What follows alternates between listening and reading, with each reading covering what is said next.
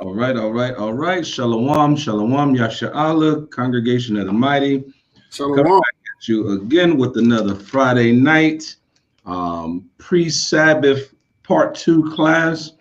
This week's discussion was on the righteous will always win with the Most High. You can't never lose with the Most High, man. We got to understand that. We got to keep that faith. We got to be enduring. We got to have patience.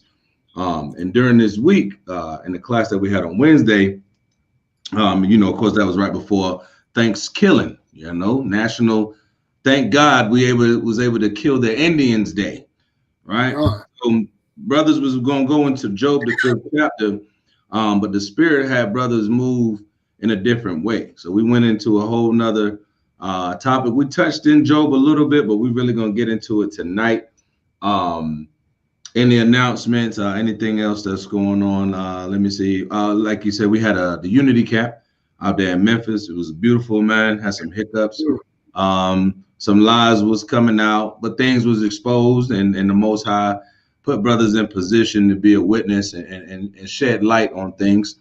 So that was a beautiful thing, man. Got to meet some of the elders, some of the brothers that laid the groundwork and the foundation for us to know who we are to wake up that nation, man. So all praises to Yahawashi for that. We're gonna be fellowshipping with the camp, Yahweh's camp over in Raleigh. This next upcoming week, go over there and fellowship with the brothers. Get ready for this Feast of Tabernacles, Feast of Dedication, also known as Hanukkah. That's gonna be coming up. We're gonna be bringing some scriptures, going into the Maccabees, doing a little bit of edifying, man. We're going to be feasting throughout the week. So lighten your menorahs, man. Get into the spirit of your culture, and what the Most High left for us to learn from. So we're going to get into the Maccabees and just get the history on it and everything like that. And then we'll be closing the feast out that following week. So should be a good time. This is the High Holy Days season that we're about to go into. It's already started, actually. But we're going to get into it, man. We're going to get into a couple of things tonight, man. Shalom, Battle Axe, Shalom. Yahweh's camp, man. These brothers are powerful brothers, man. Shalom to Yagim. If you want to join in and just drop a few scriptures in the comment section, man, it'd be greatly appreciated, man. Keep the chat going. And thank you for showing the love, the water king. All right, so like we were saying, man, earlier this week on Wednesday, man, you can't lose with the Most High, man. No matter what come up at you, man, Job should be an example and an example for our people, man, to know that if we trust in the Most High, he got us, man. We trust in the Most High, nobody can come against us, no matter what. But as long as if we continue to not have faith that he's going to be the one to deliver us, we're going to lose, man. And you can see what we've been doing for the last 400-500 years. We've been losing, man. With just a smidget and a tidbit of the Most High's mercy, we're able to do this right now, man. And we brought that out, so we got to be honored that the Most High is dealing with us as a people and that he wants us to return unto him. But we just can't get caught up in these last days in the adversary and what they got going on. And are we supposed to be loving everybody and forgive everything that's been done unto us? No, man. Keep the faith in the Most High Yahawashi, man. That's what we got to do, man. At the end of the day, we can't lose the sight of what the Most High gave us, man. You know what I'm saying? So we're going to get into this Job tonight. So like, I'm trying to get this incense going. We're going to get into this Job tonight. Through the spirit and power of Yahweh Hashem Hamashiach, Yahawashi. And, we're just going to go from there. Any questions, anything after the lesson y'all want to bring out, or just bring up some precepts or got something to say, don't be afraid, man. We try to keep it interactive, man. We do this for the people so that we can edify our brethren and our sisters and bring them back closer to the Most High. So once the brother get back in, we'll go ahead and jump into some of these precepts, man. Some of the other announcements, if brothers and sisters, if y'all need any kind of like tassels, the beard oils, if you're women, so like if your women need like the tassel belts and things of that nature, you can hit us at the Gmail Congregation of the Mighty 821 at Gmail to help support the ministry. And that also help keeps you in the laws and look good while you're doing it. You know what I mean? So that's just something else that we also provide for our people, man, just to keep our people in the laws, man. You know what I'm saying? At the end of the day. We got the beard oil. Con. With the natural homegrown herbs in it and all that. How is it working? Does it look like it's working? I mean, hey, it's doing this job, right? Yeah, man. I finally got some moisture in there too, man. Right. All praises, man. All praises to the sister, man. The water, the dawa, man. The brothers red, man. Appreciate that. All praises. So, but first and foremost, before we get into the lesson, let's give all praise and glory to Yahweh, Hashem, Yahawashi. That's who the world ignorantly calls God and Jesus Christ to this day, right? So let's jump right into it, man. Let's get that. You got anything you want to bring out, King, before we jump in? Nah, brother, man. I'm just ready to bring this lesson out, man, and hopefully we edify the people, man. All praises to the Most High, man. All right, let's bring it out. Let's get that Colossians 3:17. Colossians chapter 3, verse 17. Right. And whatsoever you do in word or deed, do all in the name of Yahawashi, giving thanks to the Most High and the Father by Him. That's right. Everything we say we do, we got to give thanks to the Most High. We say, call halal Yahweh Bashem, Hamashiach Yahawashi, because He allowed us to do this, man. Do this work, man. Have a love for this thing and wake up our people, man. The most beautiful thing that you can do is give honor to the Most High and allow Him to guide the path and guide you with His true and unenduring wisdom, knowledge, power, and understanding, man, that He can give you, man. So we give all praises to the Most High for that and allowing us to do this, right? Let's get Isaiah chapter 1 and verse 3. Isaiah chapter 1, verse 3. Right. The ox knoweth his owner, and the ass his master's crib. But Israel doth not know, my people doth not consider. Most I said, these people don't even think about what's going on. They just running around, having a good time. Everything's a party. Must get it to feel good, right? Like they did yesterday with them booty noodles, huh? You're right. How many of y'all woke up today sick? How many brothers went out there party, right? Got gluttoned out, right? Ate all the abominable foods, Big Mama's lard-filled cornbread and biscuits, right? And then didn't wake up this morning. Right?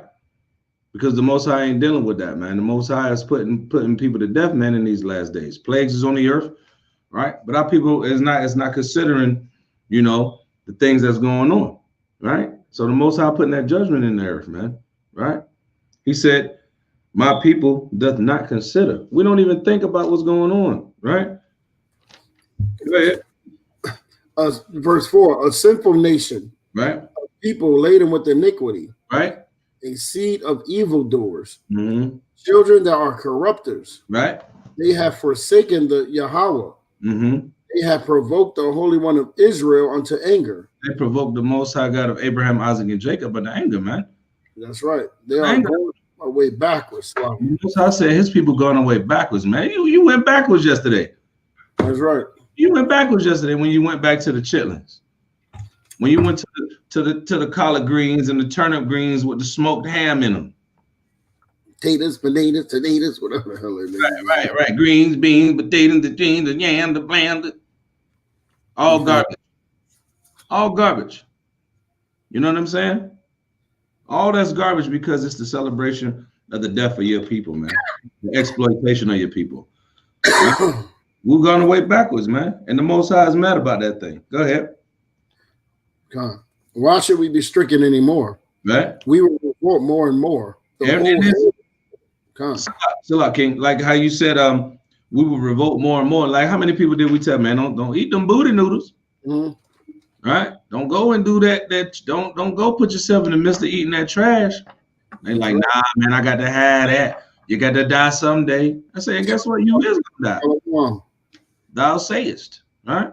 Shalom, brother Quintana, the Ephraimite, the Florida brother, man, Florida King. All praises, man. Good brother right there in the spirit of the Most High. Yahawashi, man. Coming to this truth, man, doing the right thing, putting in the work down there in Florida. building up the congregation, establishing things, man. All praises to Water King for joining in.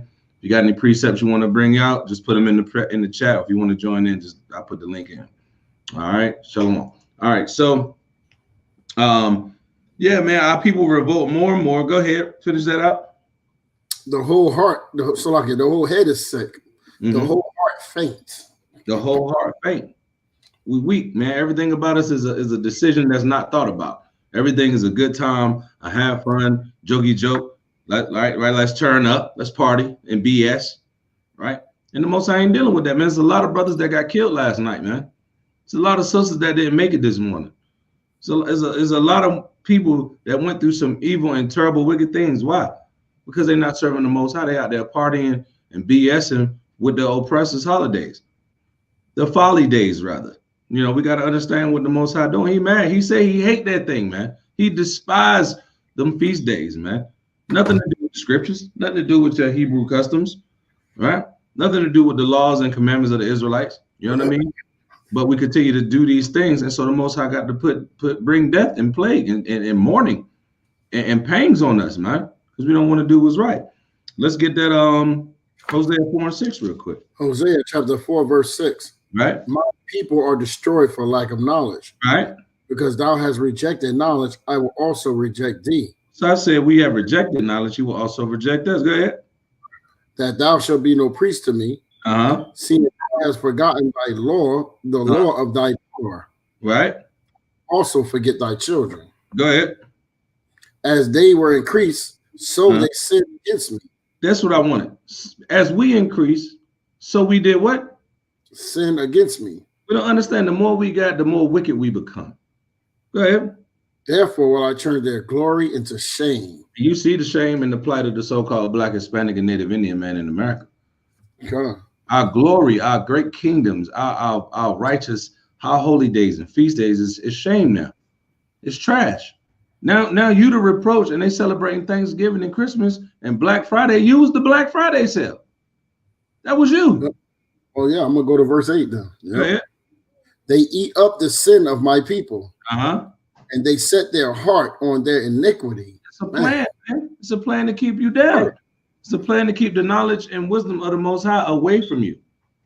If you know the law, statutes, and commandments of the Most High, you already know. I'm not going out there in the midst of that foolishness and that folly. I'm gonna go build with my brothers on the live feed. I'm gonna go post up on the street and teach. Right? The sisters gonna get themselves together. Let me see if my husband needs some new fringes. All right, let me make sure my daughters got their dresses ready and ready to go for the Sabbath that's coming up. We about to go fellowship, make sure we got whatever's needed, right? Call the other brother, hey, yo, you good? You need anything for the Sabbath? That's what we're supposed to be doing, right? Sure. Not allowing the heathen to eat up our sin and get full and get fat off of our stupidity, right? Let me see what the brother brought out. Brother Battle Axe. 1 Corinthians chapter 10, verse 20. Come on. Go ahead. But I say that the things which the Gentiles sacrifice, they sacrifice to devils. Read that again. But I say that the things which the Gentiles sacrifice, they sacrifice to devils, not to the Most High. And I would not that ye should have fellowship with devils. Battle Wax. Beautiful precept. Beautiful precept from the brother from the mighty camp of Yahweh's camp. Right. You see what I'm saying? Beautiful precept. Right. Beautiful precept. And it lined up so perfect because our people just want to jump into everything. But they don't know that they sacrificing and following around and playing around and having good old times with devils. How you gonna celebrate a feast day that boast up the killing of your brothers, and then when you get told about it, you get mad like brothers is telling you something wrong? That's right, and that go right into what we read, man. It said Hosea 4:8. It says they eat up the sin of my people, and they set their hearts on their iniquity, man. Yeah, it's a good thing for them. How many turkeys they sold off, you Negroes, you Hispanics? Right. How many pork butts and pork bellies did they get right on yesterday? Right? How many pig asses? Because that's what a ham is his ass. How many of y'all went and roasted one of them junks for about 6 hours? and pulled the meat. And you know what's crazy? It's going to be a whole lot of ham served within these few months. We got the the Thanksgiving ham. We got the Christmas ham. We got the New Year's ham. We got the Easter ham. Mm-hmm. You know what I'm saying? I mean, the New Year's, I know my family back then, they probably still do. Who knows, man? Hopefully they woke up from it, man. You know what I mean? They served the booty noodles. The booty extra hot sauce, like. Well, extra with the hot sauce. May put parsley. Look, they be putting parsley on them now. You can't dress up no damn intestines. What's going on? You know what I'm saying? They started to put rosemary on it now. Look, brother, come up there cracking the black pepper on the joint. Fancy now. Fancy on the booty noodles. That's your people, man. Right? That's why he said we destroy for a lack of knowledge, man. And they eat up our sin. They laughing at us while we're in the midst of sin because they get rich off of that. Let's something else. Let's go ahead and get that Baruch 4:1. Perfect time. Baruch chapter 4, verse 1. Right? This is the book of the commandments of the Most High. Read it again. Read it again. Well, let me give the verse, chapter and verse again. Baruch chapter 4, verse 1. This is the book of the commandments of the Most High. Right. And the law that endureth forever. Right. All they that keep it shall come to life. When you put down them chitlins, that pork, and that ham, what can happen? You can come to life. You can at least heal up your gut. Get your high blood pressure down. Right? Go ahead. But such as leave it shall die. But you want to put the parsley and the grated parmy on your noodles. Guess what? You're going to die, man. Right? Go ahead. Read that verse 2. I like that verse 2. Turn thee, O Jacob, right, and take hold of it. Walk in the presence of the light thereof, right, that thou be illuminated. That you may be illuminated. That you may be illuminated, man. Matter of fact, let me get something else real quick. Let me get Joshua 1:8 for this one real quick. Yeah, let me do something real quick. All right, I'll snatch it up. Joshua 1:8. It's a quick precept. Book of Joshua, chapter 1 and verse 8. This book of the law shall not depart out of thy mouth, but thou shalt meditate therein day and night, that thou mayest observe to do according to all that is written therein. For then thou shalt make thy way prosperous, and then thou shalt have good success. You cannot get around that. The scripture said, all they, in Baruch 4:1, all they that keep it shall come to life. But when you leave this thing, you'll die. Back here in the book of Joshua, it says, this is the book that shall not depart out of thy mouth, but thou shalt meditate therein. Read this book, man. Get the understanding. Ask the Most High to give you the understanding and the wisdom to go with what you're reading. Right? Through all thy getting, get understanding. Right? And it says that thou mayest observe to do. Understand what's going on and then do it. Right? You're not supposed to keep the commandments. That thou mayest observe to do according to all that is written. Do action. Do is an action. Love is an action. Right. Huh? Right. All right. Let me. I'm gonna just finish it out. That they may observe to do according to all that is written therein. For then, after you do all that is according to what's written therein, and then thou shalt make thy way prosperous. That's what's going to make you prosperous. Not giving you money in tithes and that prosperity gospel and shouting. That ain't going to prosper you none. Doing what's written is what's going to prosper you. Right? It says, and then after you've done all those things and you're prospering, then you will have good success. Right? That's what the scripture's saying. That's what the Most High is saying. But go ahead. Go ahead, King. I just want to get the law on swine. And you know what's funny? Swine, I'm going to read in Leviticus 11 and 7, right? Mm-hmm. And watch what come right after swine. You ready for this, Art? Bring it up. Leviticus chapter 11, verse 7. Right. And the swine, though he divided the hoof and is cloven footed, yet he cheweth not the cud. He is unclean to you. Mm-hmm. of their flesh shall ye not eat, and their carcass shall ye not touch. They are unclean to you. Everything about them is unclean. Con. It's then the verse 9 it says, these shall ye eat of all that are in the waters, whatsoever have fins and scales in the waters, and in the seas, and in the rivers, them shall ye eat. And all that have not fins and scales in the seas and in the rivers, of all that move in the waters, and of any living thing which is in the waters, they shall be an abomination unto you.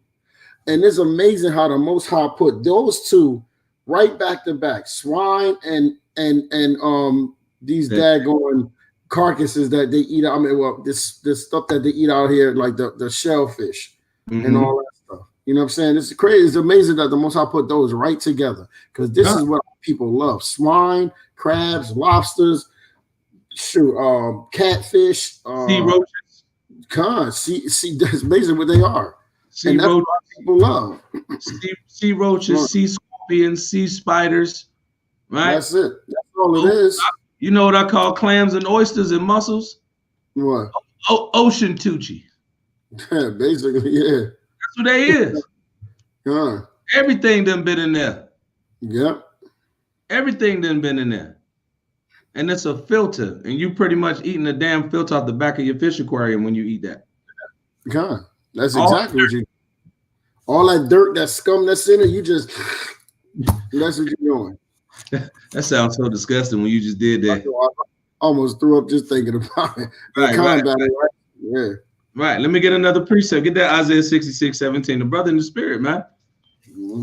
Spirit. Isaiah 66:17. And we brought this out, man. We brought this out when? Man. Like, this stuff is the Most High's not playing with that, man. Sure, we can get. Matter of fact, I'm gonna jump and get 65 again, and we're gonna get into the lesson. Watch this. Right, I'm here. Yeah, then we get to the lesson. Good. You want to get that on? I'll get the. Let me get that 66:17 real quick. Isaiah 66 and verse 17. No. Let me get 16. Battle axe. Let me get 16.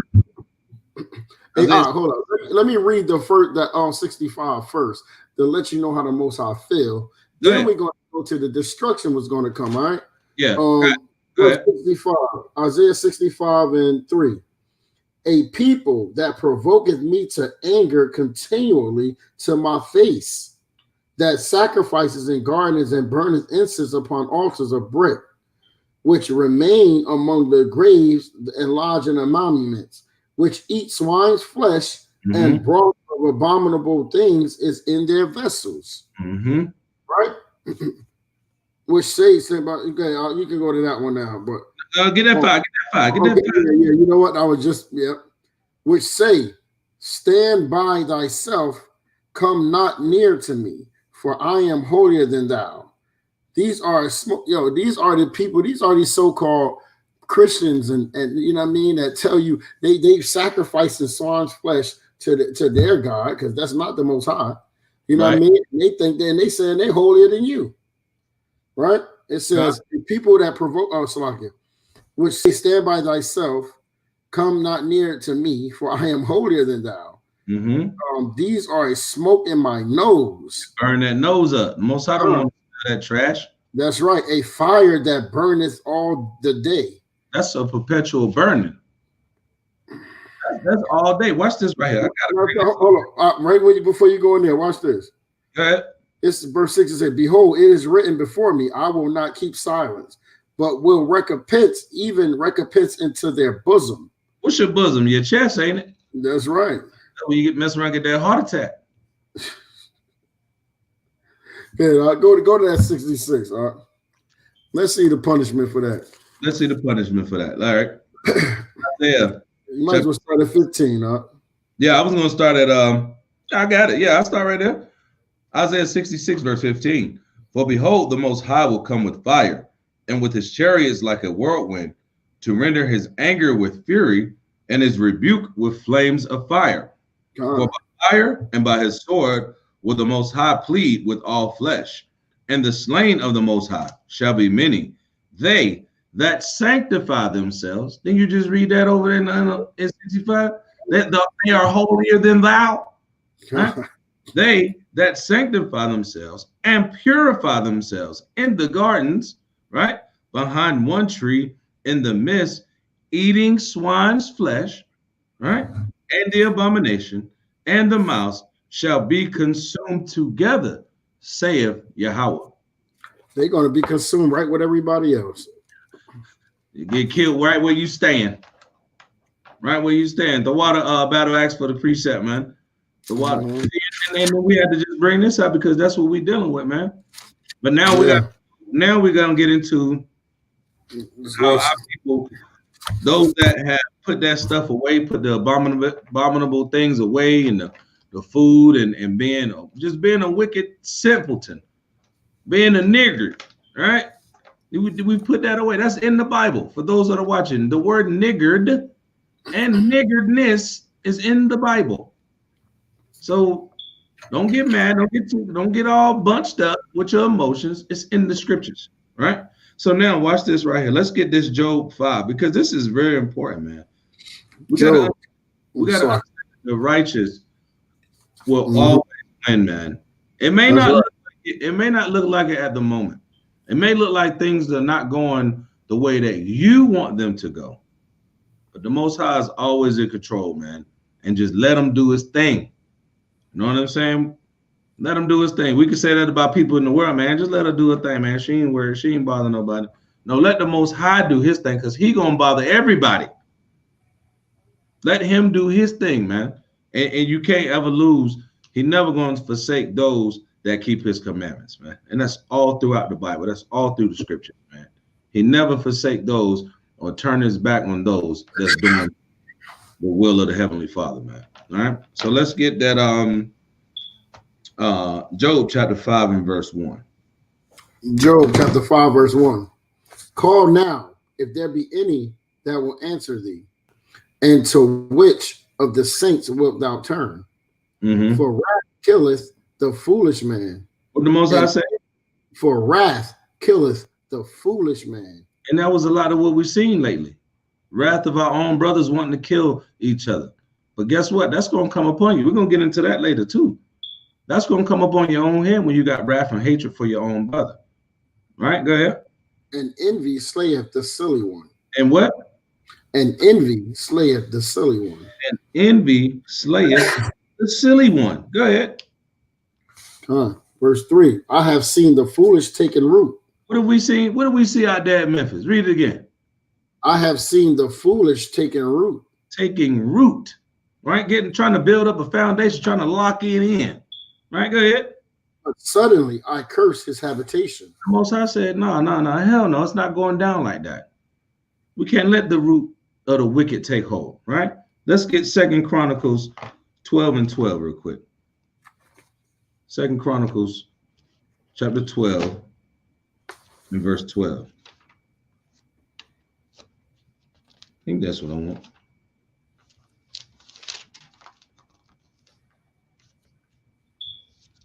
Yeah. There we go.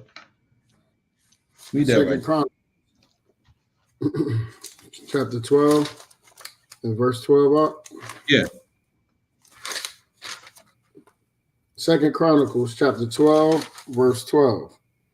And when he humbled himself. Read it again.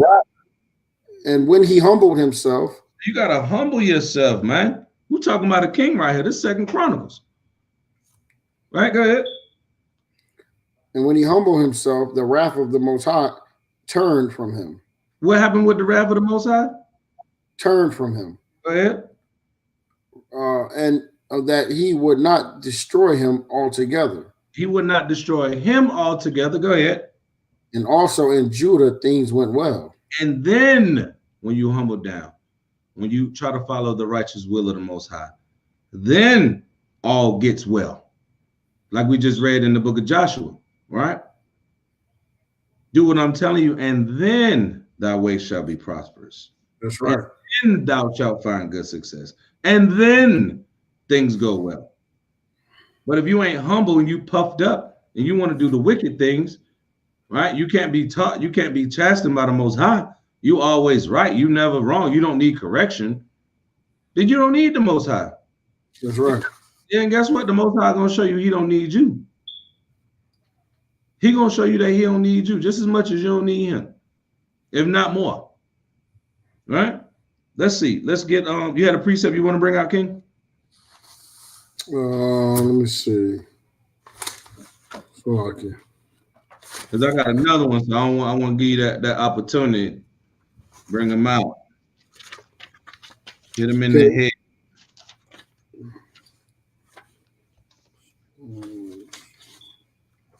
Let me bring this out right there. Why you getting one? If you got one, this is Jeremiah chapter 12 and verse 1. Righteous art thou, O Yahweh, when I plead with thee. You see that? Yet let me walk with thee of my judgments. Wherefore doth the way of the wicked prosper? That's a question. Jeremiah is asking, like, man, does being wicked prosper? Right? Wherefore all are they happy that deal very treacherously. Like, how they gonna be in the midst of sin and it seems like they always having fun? Don't it seem like that? They nice, they got the tight clothes on, it look like they got the money, they had the club showing their body, it look like their life is good and happy. They ain't happy. They going through it. Look at your local celebrity. They ain't happy. They got to take drugs just to go to sleep. That's right, huh? You know what I'm saying? But it look like they got the whole world and everything's all good and the flashy lights and the cameras and all that. But at the end of the day, them people ain't happy, man. They depressed. Watch this. Verse 2. Thou hast planted them, yea, they have taken root. Didn't we just read that? Right? They have taken root. They grow, yea, they bring forth fruit. Thou art near in their mouth and far from their reigns. You hear that? What's the first thing them celebrities say when they get an award? Let me give an honor to God. I like to thank God. You know, thank you, Jesus, for allowing me. But you ain't really keeping up with the Most High. You ain't trying to do right by the Most High. That just sound good, right? Let me read that part again. Thou art near in their mouth and far from their range. His body ain't dealing with them. The Most High ain't close to them, right?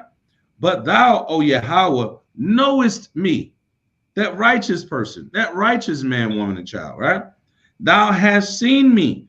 You see how we get down. You see the labor that we put in, right? And tried mine heart toward thee. He throws stuff at you. He corrects you. He chasing you, right? It says, tried mine heart toward thee.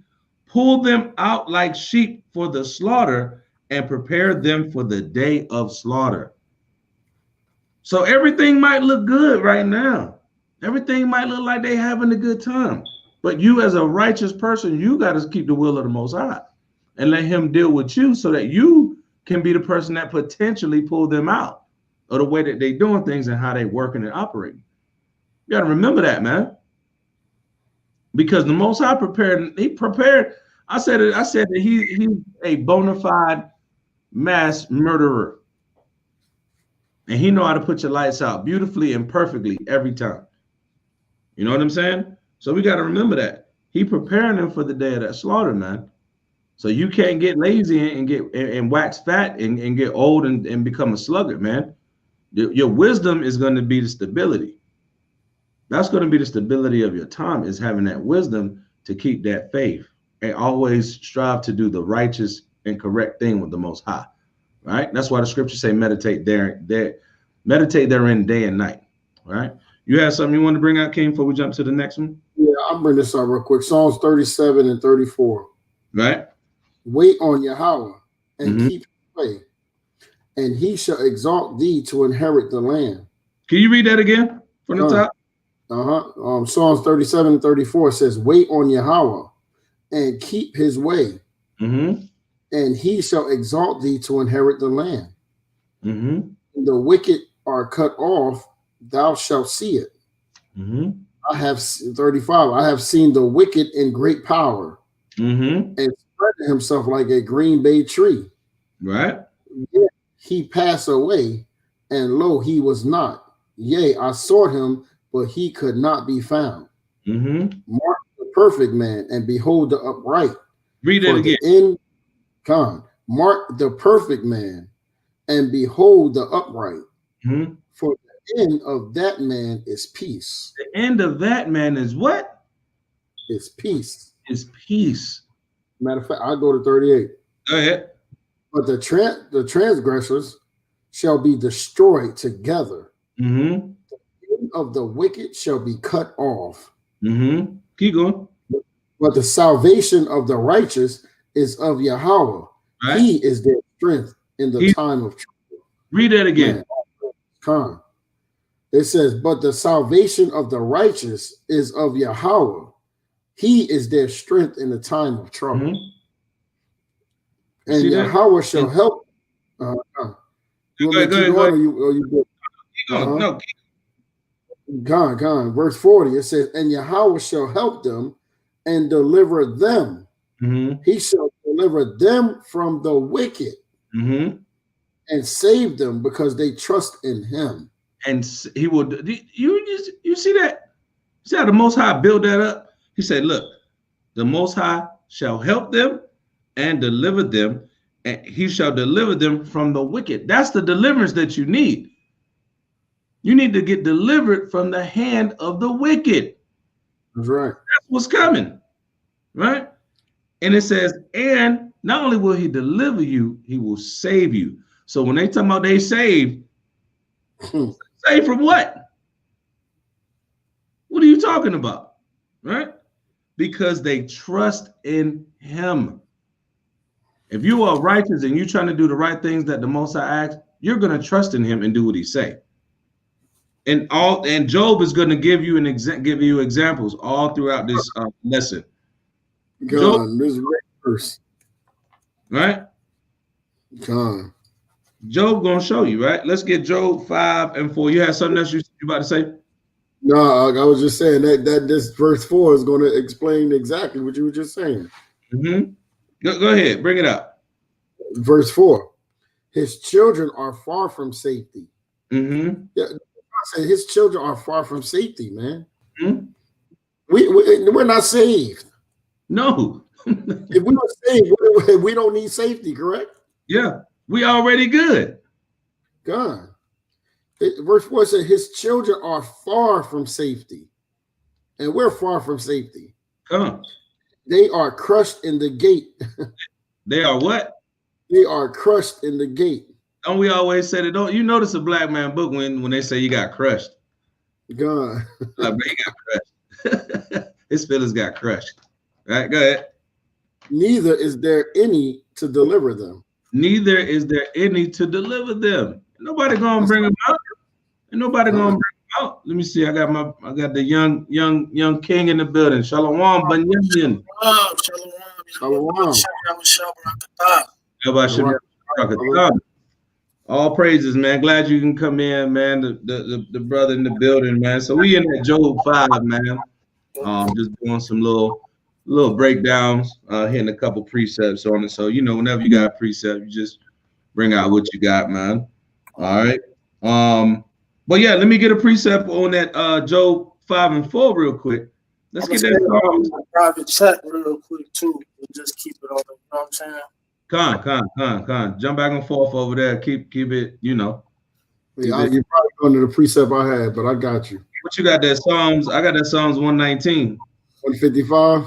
153, all the way to 156. You already there? Yeah, that's beautiful right there. Bring that up.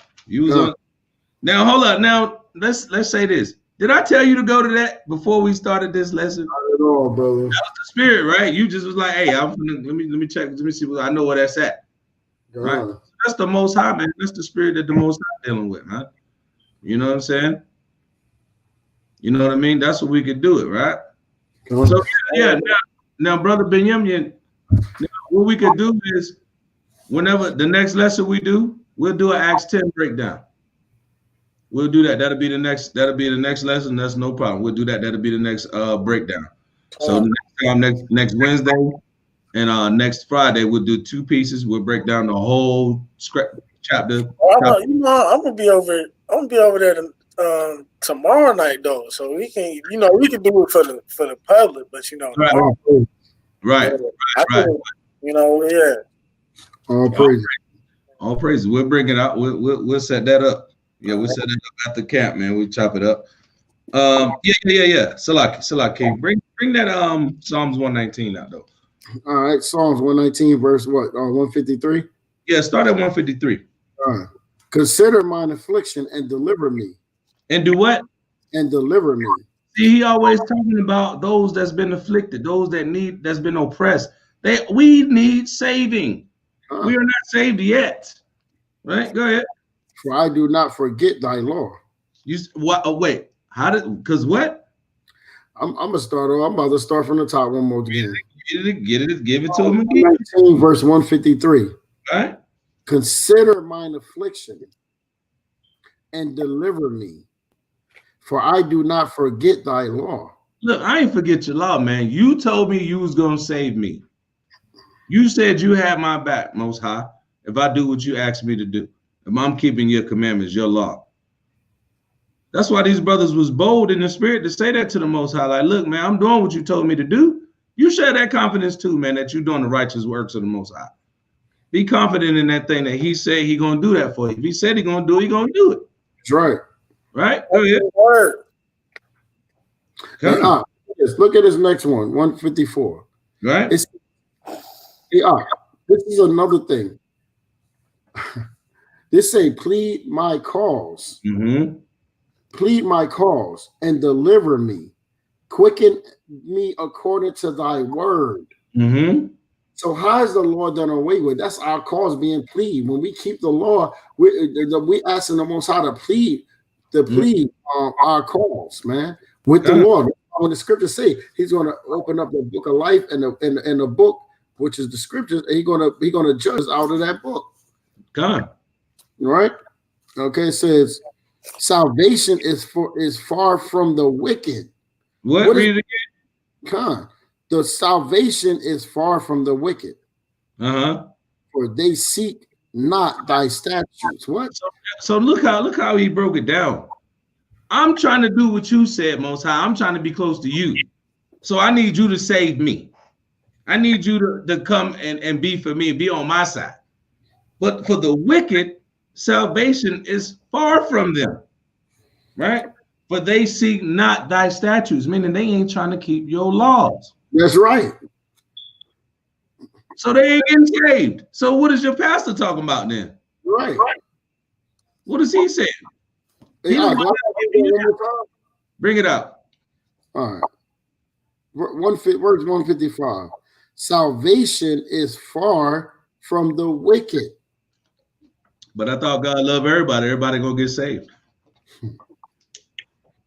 For they seek not thy statutes. Because they don't want to keep them law, statutes, and commandments. Right? There's people that's not seeking those statutes because they say it's done away with. It's done away with. Right? But go ahead. One more. Great are thy tender mercies, O Yahweh. Great is the Most High's tender mercies. Go ahead. Quicken me according to thy judgments. Scare the hell out of me so I don't face your wrath. That's right. Keep me on point so I don't get the double two-edged chop down to the sword. That's what that's saying. Quicken me, make me wise so I don't get destruction. So I can be closer to you. So I can get the salvation that you promised for doing your work and keeping your commandments. Right? Yeah, we gotta keep going down, right? Go ahead. What we at? Do I stop on 150? It says, verse 157.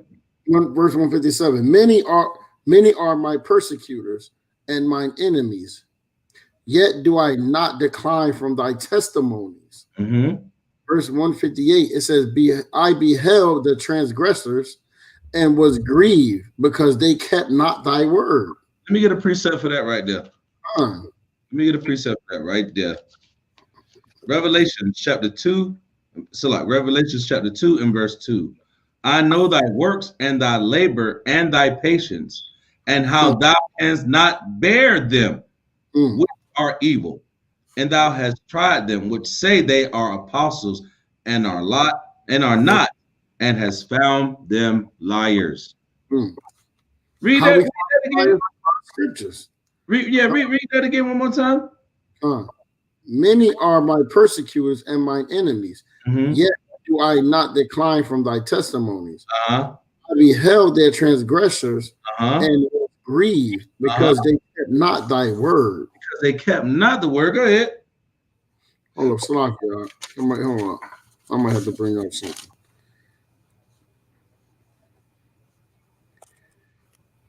Okay, hold on. All right. Salakia.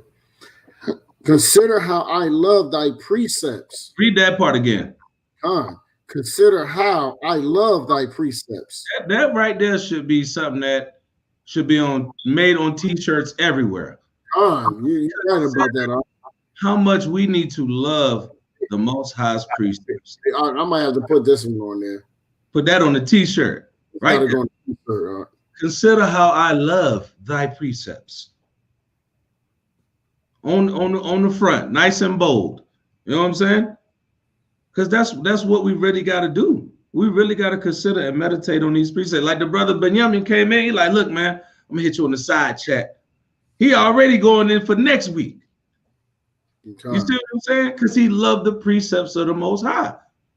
That's what's gonna keep you knowing these scriptures, man. That's what's gonna keep your salvation on the right path. Because even then, ain't nothing promised until you to the end. That's gonna keep you focused. These precepts, man. And we love to do these precepts, man. We love to learn and study, man, and write these stuff down and give me the 100 pack of highlighters. Why? Because I want to do the work of the Most High, man. And I hate the wickedness that's within our sights, man. That's why I brought this out. Revelations 2:2. I know thy works. This is Christ speaking. This is Yahawashi. I know thy works and thy labor. So the Most High know the works that we putting in out here, man. He knows thy labor. And watch this, thy patience. But yeah, I mean, what I always tell you that you got to make sure that you have. Patience. Man. Patience. Patience.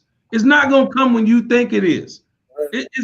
You don't run nothing. Our brothers falling out the truth because they ready for the Lord to come back. Yeah. No, I don't want to do this no more, Benjamin. I don't want to do this no more, Shia. I'm good. Yazai. I ain't trying to really rock with y'all like that. And the Lord ain't coming back. Yeah. They don't love the Most High, man. They don't love the precepts, man. It may feel good for a season when you know you didn't, you know, when you get that honey, right? Oh, that's the slave ships. Oh, that's that Deuteronomy 28. That's us. Oh, for real? We the chosen. But when that bitter come, now I need you to go out there. I need you to go put in that work. I need you to wake up the people. You gotta do this right here. You can't do that no more. Oh, wait, what? And I gotta keep doing this forever to the end. I'm gonna go over here and take a break, guys. You taking a break from the Most High and get whipped the whole time while you're over there. Get whipped to the point where you're running back on break. Boss, he ain't working. That's what's going on. Our people don't want to put in that work. But he said, Christ said this. He says, and how thou canst not bear them which are evil, man. Right? And thou hast tried them which say they are apostles. Who's this talking about? Them pastors, them churches. Don't they call themselves apostles? Mm-hmm. The same spirit that was back then during the time of Christ. Right? And are not, and has found them liars. Found them liars. Right? Watch this. And has borne and has patience. There go that word again.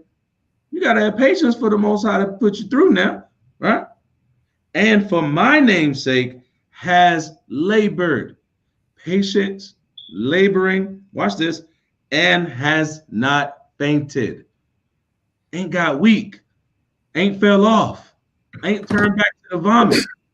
You know what I'm saying? Oh, I used to be this in the world. No, we ain't don't nobody care about that. Right. What are you doing right now? You see what I'm saying? What is you doing now? And that's what Job talking about.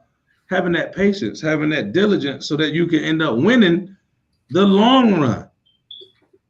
It ain't the shortcut game, it's the long ball game. It's the long game. All right? You had a preset? Anybody got a preset before we jump in? Keep. I'm looking for it right now. Let me get it, dog. Okay, come on. It's all good. We was at 4, right? Yeah, we was at 4. I pulled that. Yeah, I got another one too. Why he getting that? You still grabbing yours, right, King? All right, let me get Psalms 109 and verse 12. Psalms 109, verse 12.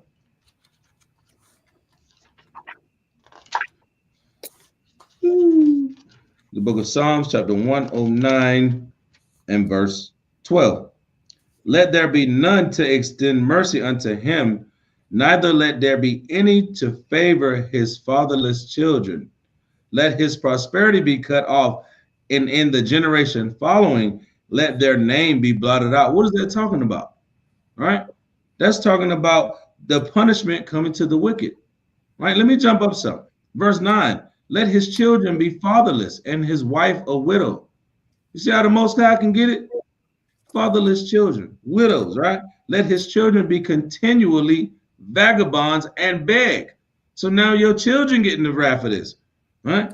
Let them seek their bread also out of their desolate places, right? They got to grab it out the trash can, right? Verse 11, let the extortioner catch all that he have, and let the stranger spoil his labor. Can't get weak in this thing, man. You got to continue and hold that strength up, man. I got it ready. That wicked. The Most High gonna punish that wicked. He gonna come for you, and he'll come for you in the ways that you won't think is good. It can happen that way. In the Most High is a master of disaster. Master of disaster. Every time he's gonna win. So you might as well get on his side so you can be a part of the winning team.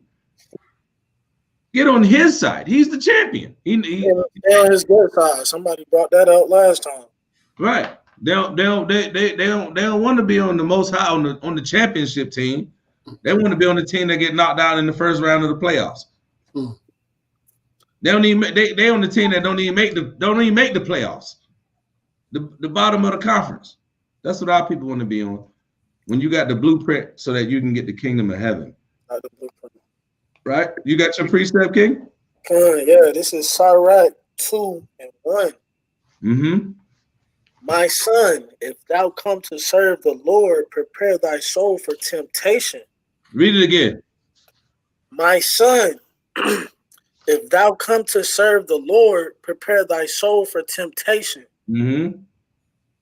Verse 2, set thy heart aright. Get your mind right. Right. Set thy heart aright and constantly endure. And do what? And constantly endure. See that? That's patience. And make not haste in the time of trouble. And do what? And make not haste in the time of trouble. Don't think on your own thoughts. Hey, look, man, I'm out of money. I'm about to go see if my boy gonna front me something. You know, we don't all have that thought, man. We don't all have that thought. But what you bringing out is so beautiful, right? Read that verse 3. Get that verse 3. Cleave unto him and depart not away. Read it again. Cleave unto him and depart not away. Right. That thou mayest be increased at thy last end. It's all said and done. You want to be, hey, well done, my good and faithful servant. Here you go. You need that crown. You know what I'm saying?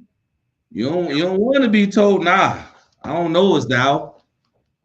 You know what I'm saying? I don't know him. He's of no good to us, Father.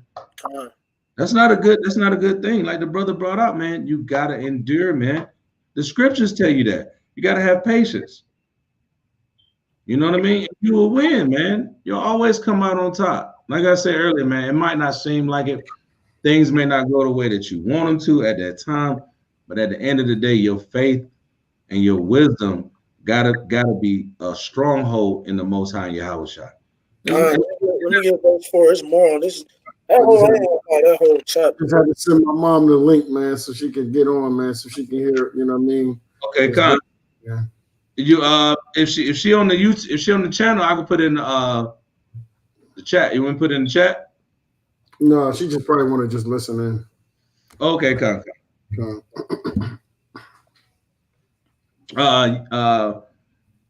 Benjamin, you have one? Yeah, let me get that verse 4. Go ahead, King. It's more on the whatsoever is brought upon thee, take cheerfully. Mm-hmm. And be patient when thou art changed to a low estate. You have to read that again. Verse 4. Whatsoever is brought upon thee, take cheerfully. Mm-hmm. So that go into, anything really, and the good, the bad, and the ugly. Bring it out. Your way, be grateful for it, right? And be patient when thou art changed to a low estate. Mm-hmm. When you all high and the Lord giving you the blessings and you just got the new job, and you know what I'm saying? And hey, when you lose that job, because God forbid, but hey, sometimes the Most High got something better for you, man. You know what I'm saying? Exactly. And you don't even know it. You don't know it. That's why you gotta be patient. That verse deep, man. Hey, you can contest to this, man. You know how we one time, man, we both, man, had to deal with a job that tried to make us work on the Sabbath day, man. Like, I work for myself, and that was like they basically like, hey, man, this is the day that we really need you and all this, man. And the Most High, man, I'm gonna tell you, man, me and Brother Yazar was like that. We was going through that like daggone near together, wasn't it? The brother told me. We bowed out of it, man. We just say, hey, God, we took that leap of faith. Like, man, listen, whatever, man. I can't do it because you just don't feel good, bro. Yeah. You know what I'm saying? I had to leave, and the Most High blessed us both. You know what I mean? That's how it worked, man. Can we and that's a beautiful testament, because it's something that's heard a lot of in Yasha, but you got 3 brothers right here who all can testify to what we're talking about in these scriptures, man. It happened to all of us. It happened to me and this brother around the same time. And then when we go out, like the brother said, that leap of faith, you know what I mean? When you go out there and you trust in the Most High, let him work it out. Don't go on what you think is right. Only thing that you can go on what you think is right is according to the scriptures. The Most High said, we're going to keep this Sabbath day. No servile work. No, I'm not coming to work. That's it. And go out on the faith and let the Most High deal with it. The Most High make it better for you, man. Most High, every time you gonna win. You gonna win.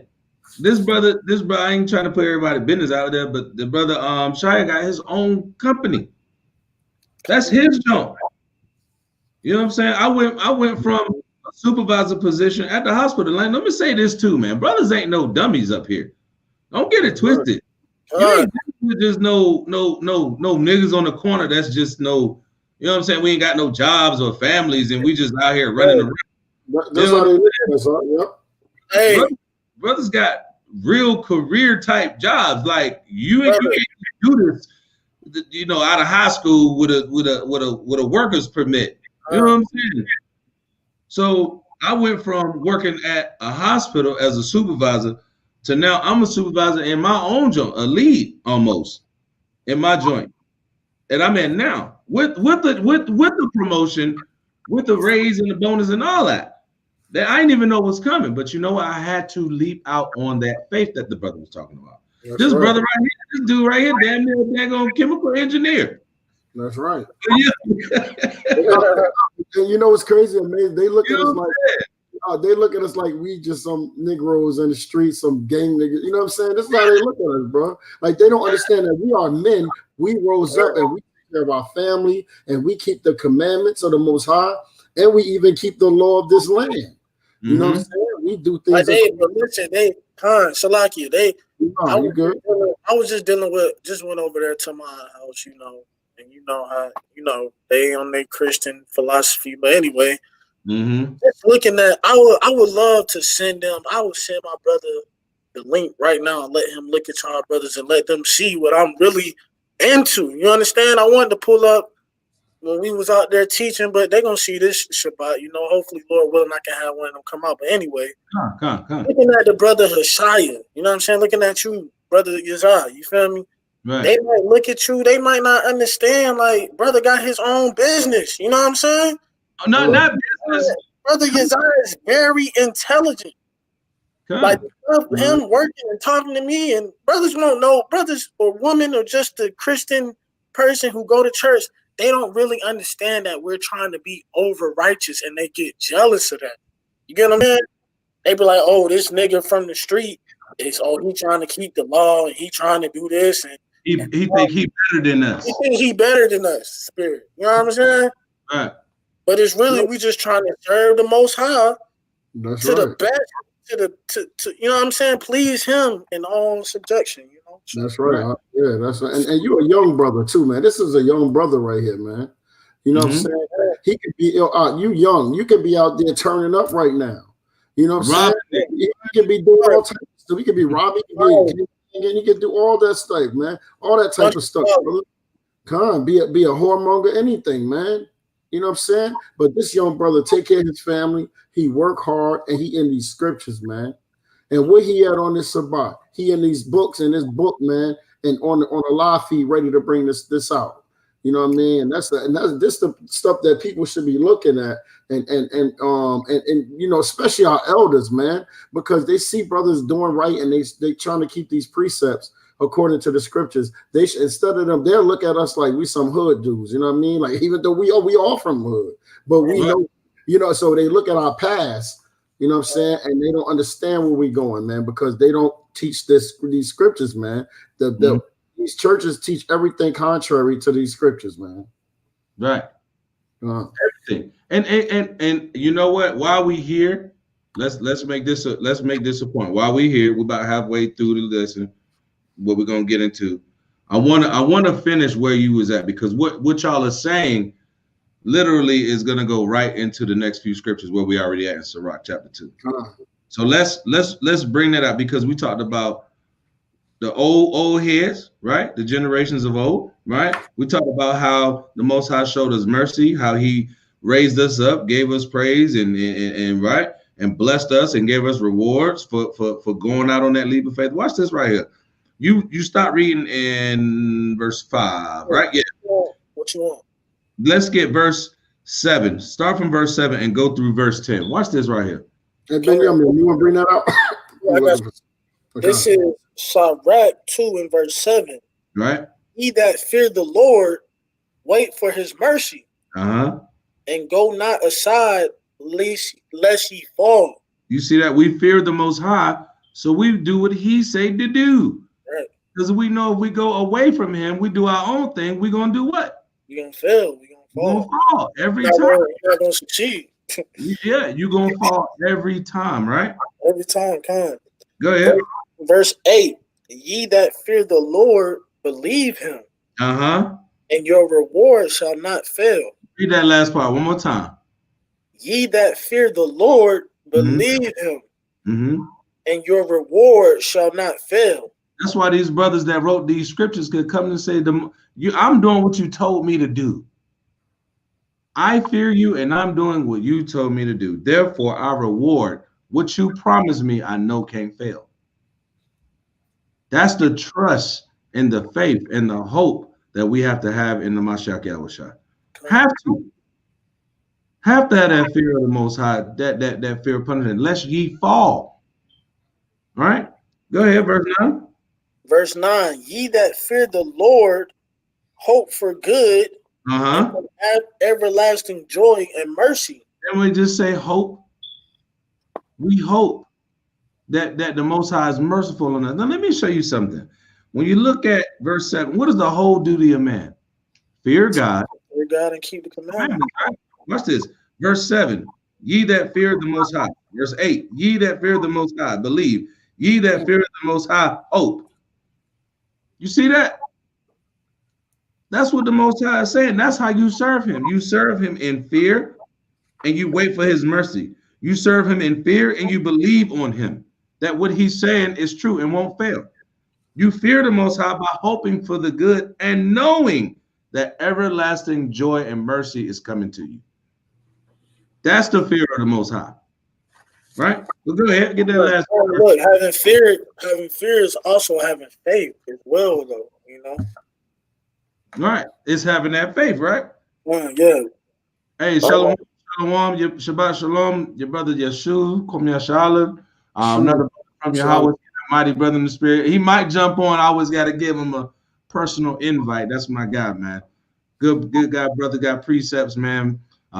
Strong in the scriptures, man. If you want me to put the link in, just give me a heads up. But other than that, Shalom, King. Shalom. Shalom, brother. All right. Salak, King. What was you saying, Benjamin? Salaki, what was you saying? I was just saying, that just going to, as of now, us, we having to have faith in Hamashiach, you know what I'm saying, and also keep the commandments. Mm-hmm. So having fear, I just been thinking about the whole duty of man, that scripture, you know what I'm saying? Mm-hmm. And having fear is basically having faith, you get what I'm saying? And boom, boom, that's all I'm doing, that's all. Can I touch that? Can I touch that? That fear that you have is the faith that he won't do nothing to you. I hope. And the hope. I hope. You know what I mean? I fear you, and I hope that nothing happens, and I'm doing what you told me to do. You know what I mean? So that's an excellent point right there. I want to bring out something, man. Go ahead. I want to bring this out, man, because what we was talking about a little while ago, how people look at us as like we're not like oh, there ain't no way in the world they teaching the truth, or those people are not of the Most High. Even though we go through the scriptures, verse by verse, precept by precept, line by line, here a little and there a little, right. Like I tell us, people don't understand what it means to be born again. When you're born again, that means everything you learn when you're a baby, man. You start from the nipple. You learning everything all over again, right? We had to come as little babes, man, and learn everything all over again that we learned before.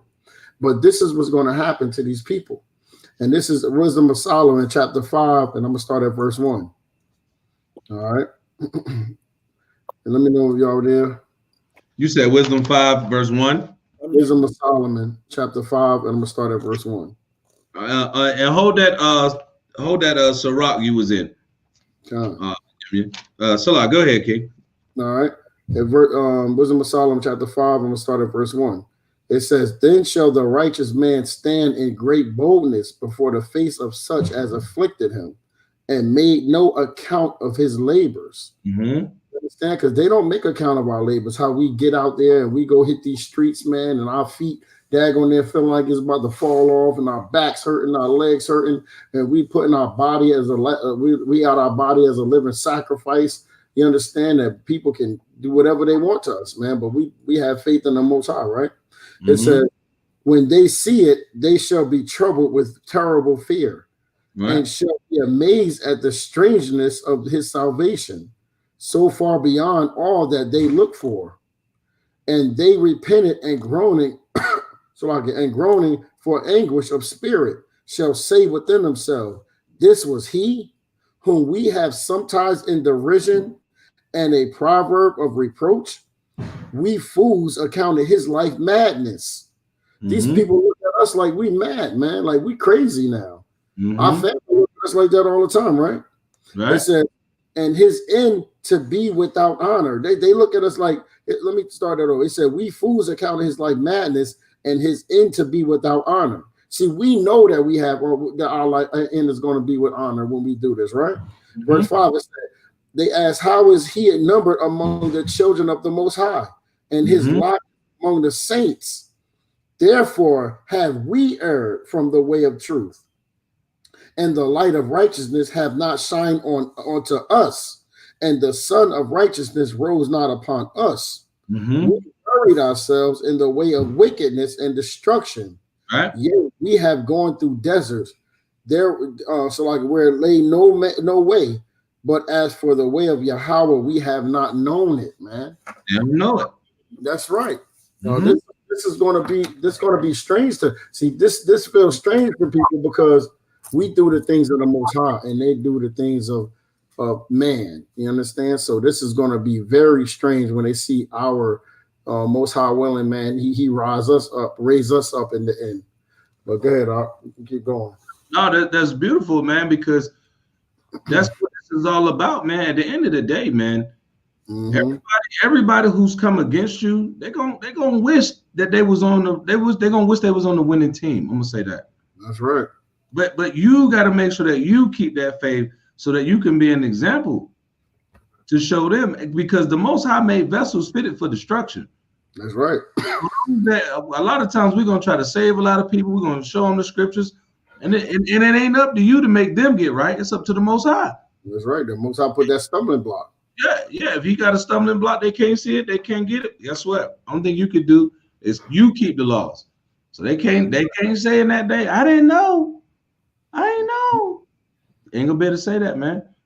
But you being a righteous brother or a righteous sister that's earnestly contending to keep these law, statutes, and commandments, man, you got a reward coming, man. That's right. Reward coming. And watch this. If you wicked, you got a reward coming too. That's right. Which one do you want? That's the question. You want the right hand? You want the right hand?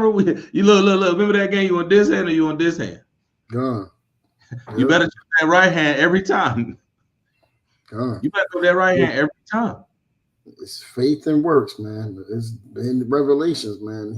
It says the faith. It said the faith. It says those that keep His commandments and the faith in Hamashiach Yahawashi, who the world called Jesus Christ. You have to have works and faith. That's how you know. And now that's another. No. I'm gonna say it. That's how you know that it's the whole volume of the book. That's right. Because the works that you're supposed to do, the commandments, that's the so-called Old Testament. So you can't be a New Testament only Israelite and not know what to do, not know the laws, because that way you can say the laws are done away with. Where's the laws found out? In the Old Testament. Or wait, I'm an Old Testament only Hebrew. That means you don't have faith in the martyrship of Yahawashi. You don't got the faith. You putting in the works. Yeah, you ain't eating the pork, the shrimp. You growing your beards out, all that, right? You got your tassels, your fringes. Yeah, you got all that. But at the end of the day, you don't have that faith, so you're missing something. Right. You want to go in with the total package. You don't want to go in missing half that. You 50% off. You can't enter no other way, man. The Most High, Christ told us that, man. You ain't gonna be entering in through the back door trying to get in, man. You're gonna have to come through Hamashiach Yahawashi. He put a 200-foot ladder on the side of the walls. He trying to go past the angels. Yes. Joker trying to put on a Ben Yum Yum suit. Yeah, he got the Ben Yum Yum suit on. Nah, can't go in that way. He trying to disguise himself. No. Where was that? Sorry, the precept that you had was, I want to say, Sirach 2 and verse 10. Sirach 2 and 10. You want that up? Yeah. You there, Sirach 2 and 10. Come on, this is verse 10. Look at the generations of old and see. Did ever any trust in the Lord and was confounded? Read that part again. Look at the generations of old and see. Right? Look through all in the past. Look at your Moses, your Genesis, your Isaiahs, your Daniels, right? Your Shadrachs, your Meshachs, your Habakkuk's, your Malachi's, your Obadiah's. What did he say? Look at the generations of old and see. Mm-hmm. Did ever any trust in the Lord and was confounded? Go ahead. Or did any abide in his fear? Or did any was forsaken? And was forsaken? Go ahead. Or whom did he ever despise that called upon him? Mm-hmm. For the Lord is full of compassion and mercy, long suffering, and very pitiful, and forgiveth sins. Now watch this. And saveth in time of affliction. And do what? And saveth in time of affliction. Most High, look, right? He gonna be right on time. Every time. Every time. Right on time. Right on time. Now, I ain't talking about the Christian church crap they be talking about. I'm talking about when you're going through some real trash and you're like, guess what? Let me hit you with something. We found out this truth right on time. Right on time. Right on time. Right on time. Because we was at that crossroads where brothers couldn't be sitting here right now. Yeah. We got to look at that thing, man. That's his long suffering. Go to verse 12 too, bro. Verse 12. Woe be to fearful hearts and faint hands, and the sinner that goeth 2 ways. God. It says, woe be to the fearful hearts. and faint hands. Mm. Good. And the sinner that goeth 2 ways. God. That's crazy. Woe unto him that is faint-hearted. Right. For he believeth not. It says, so those people that's fearful and faint-hearted, we just got into that, right? We just said that if you fear, when we fear the Most High, we show that we have trust, that when we believe what he say, we believe that in his judgments. But when we fear we fear man or anything like that, the Most High said, we don't have no, how can you're not showing faith like that, man. You don't have no faith if you have fear on anything outside of the Most High. Right? Coronavirus. You know That's what I'm right. saying? That, man. You know? I mean, the only thing I fear is that if I do get it and I pass, I fear that I might do something wrong against the Most High. That's my fear. You understand? Because we have faith that the Most High is gonna save us from that. But but we can get it too, man. Yeah, Good. Y'all bringing out some heavy. Y'all bringing some heavy points out. But wait. I gotta get this. Remember when we was reading in Psalms? We was in Psalms 119. What King David was saying about how I'm keeping your commandments, and you told me that you got me.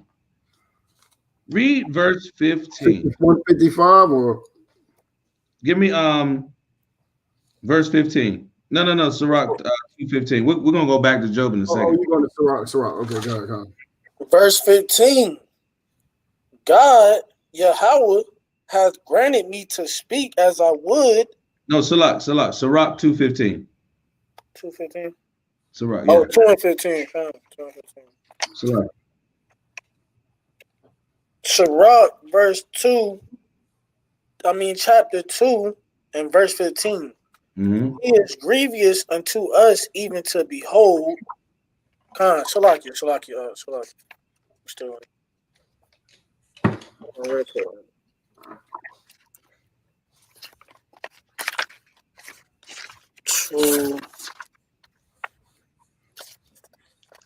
I'm right here. If you want, I can bring it out. I just got there though, King. Oh, okay. This is chapter 2 and verse 15. Mm-hmm. They that fear the Lord will not disobey his word. Read that again. They that fear the Lord will not disobey his word. Most High said, don't do that. We read it. He said, don't do it. We don't do it no more. Why? Because we fear the Most High. What should you do? When you hear it, it said it. It was read to you by somebody that's trying to keep the commandments and show you. If you fear the Most High, which is your whole duty, the whole purpose of you being here, you're going to do it. Let's bring that out real quick for edification's sake. What's that? Ecclesiastes? That Ecclesiastes? I think that's...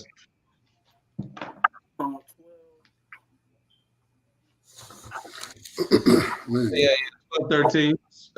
Ecclesiastes 12:13. Fear the Lord. Right. He's 12 in verse 13. All right. This is the whole duty, man. Let us hear the conclusion of the whole matter. Fear God and keep his commandments. God. Mm-hmm. For this is the whole duty of man. Mm-hmm. That's the whole reason why we're here. Well, the law can't be done. You see that? Yeah, I'm gonna bring out Yahshua, put out a precept real quick. Okay, go ahead. I'm gonna jump out. Let me handle something real quick. I'll be right. Do your thing. I'm gonna bring out that precept. Good precept, Yahshua. Precept is 119 and 163 to 168. All right. I hate and abhor lying, but thy law do I love. 7 times a day do I praise thee because of thy righteous judgments. Great peace have they which love thy law, and nothing shall offend them.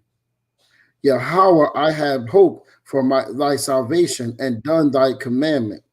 My soul have kept thy testimonies, and I love them exceedingly. I have kept thy precepts and thy testimonies. for all thy way are before thee. You know what I'm saying? So, you know, they look, man, we supposed to love these laws, man. You know what I'm saying? And we already know that is love. Love is to keep the commandments. Right? Go to 1 John 5:3 real quick, huh? 1 John. Yeah, chapter 5, verse 3. This is 1 John chapter 5 and verse 3. Mm-hmm. For this is the love of God, mm-hmm. that we keep his commandments. And his mm-hmm. commandments are not grievous. Right. So so we supposed to love how to love the Most High. He said, for this is the love of God, that we keep his commandments, and the commandments are not grievous. So if we love the Most High, we will keep these commandments, and they shouldn't be grievous to us. We should be happy, because you see how what we just read, that Brother Yahshua just brought it out beautifully. It says, I hate and abhor lying, but thy law do I love. You understand? That's not grievous to this brother, man. You know what I'm saying? Because he loved the laws of the Most High, and that's how we are, man. That's how we gotta become, man. I guess we can get back in that Job. Who was we at? Job 5 and what? Job 5. I'm not quite sure, because I just had came in. All right, let's go. I think it was that. Let's go to 8, I believe.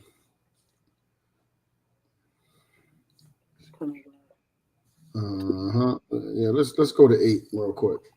You probably want to start. Yeah. You probably want to start verse 8. Probably in here then. Hold on. You got another precept? Well, we back. Job 5 and 8. I think we was in verse. No. We hadn't made it that far. I think we was in 5. Yeah, 5. We skipped down. Did we skip down to 7, or you wanted to go back up or something? No. We didn't get 5, did we? No, we didn't get 5. I thought we skipped 7. Get 5 and 6. 5. Yeah, get 5 through 7. Come on. Hey, Benjamin, you want to bring that out? Because I'm going to get some precepts on it. Con, this is Job chapter 5 and verse 7, right out? Yeah, verse 5. Verse 5. Whose harvest the hungry eateth up, and taketh it even out of the thorns, and the robber swalloweth it up, their substance. Keep going. Although affliction cometh not forth of the dust, neither does trouble spring out of the ground. Go ahead. Yet man is born into trouble as the sparks fly upward. And when it says man is born into trouble, what is that talking about? We're born into sin.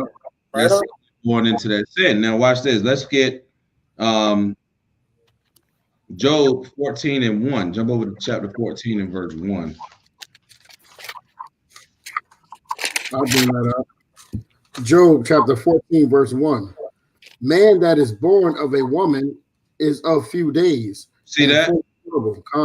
That's how we die. That's why we're able to die. Ye are gods, but ye shall die like men. Why?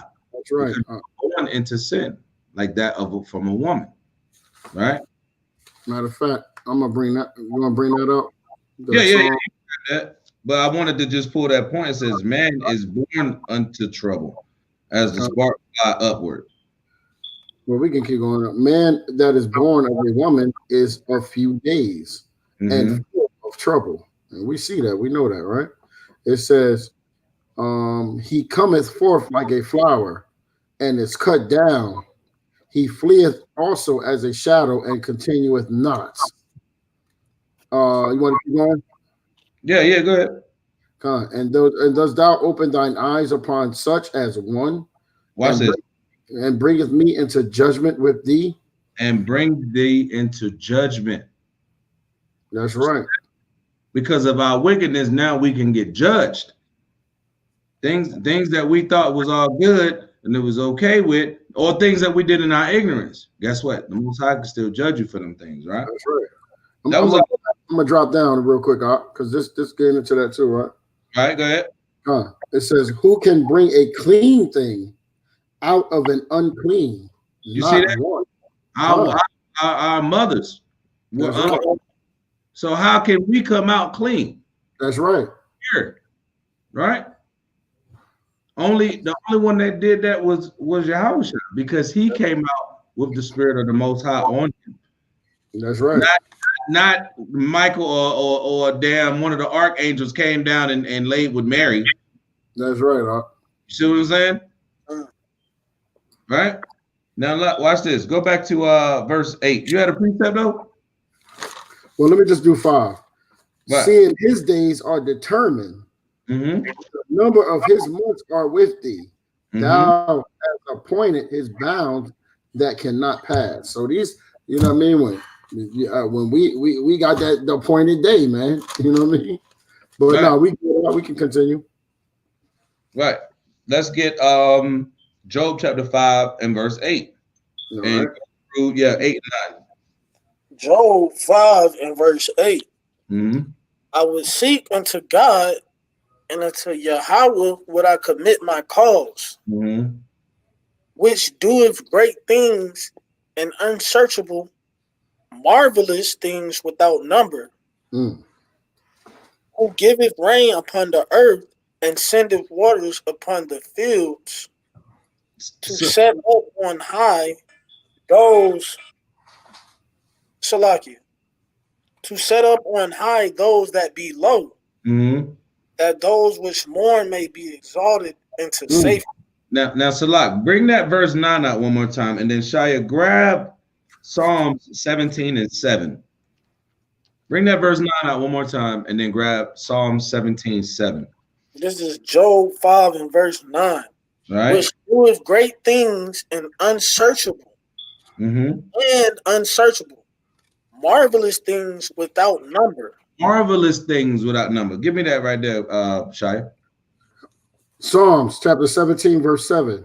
Show thy marvelous loving kindness. Do what? Show thy marvelous loving kindness.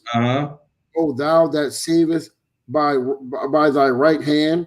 I made it earlier when I put my hands up like this. That's right. Either choosing that right hand or that left hand. Either one you're gonna get. You're gonna have to choose one. What do you say? He saved you by what? Take over. Let me hold on one second. I got you, King. Right. Psalms 17 and verse 7. It says, show thy marvelous loving kindness, and thou that savest by thy right hand them which put their trust in thee, from those that rise up against them.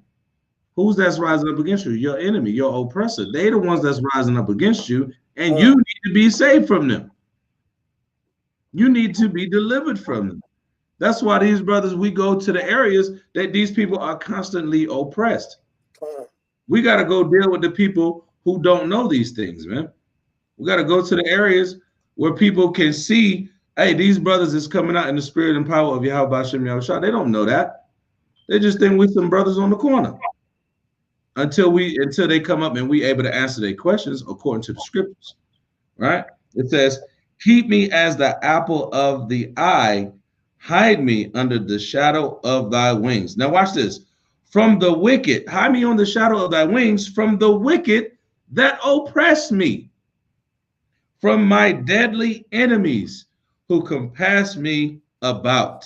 That's what I said we need to be saved from. That's what you need a healing from, the wounds that you've gotten from your oppressor and your enemy and all that hate thee.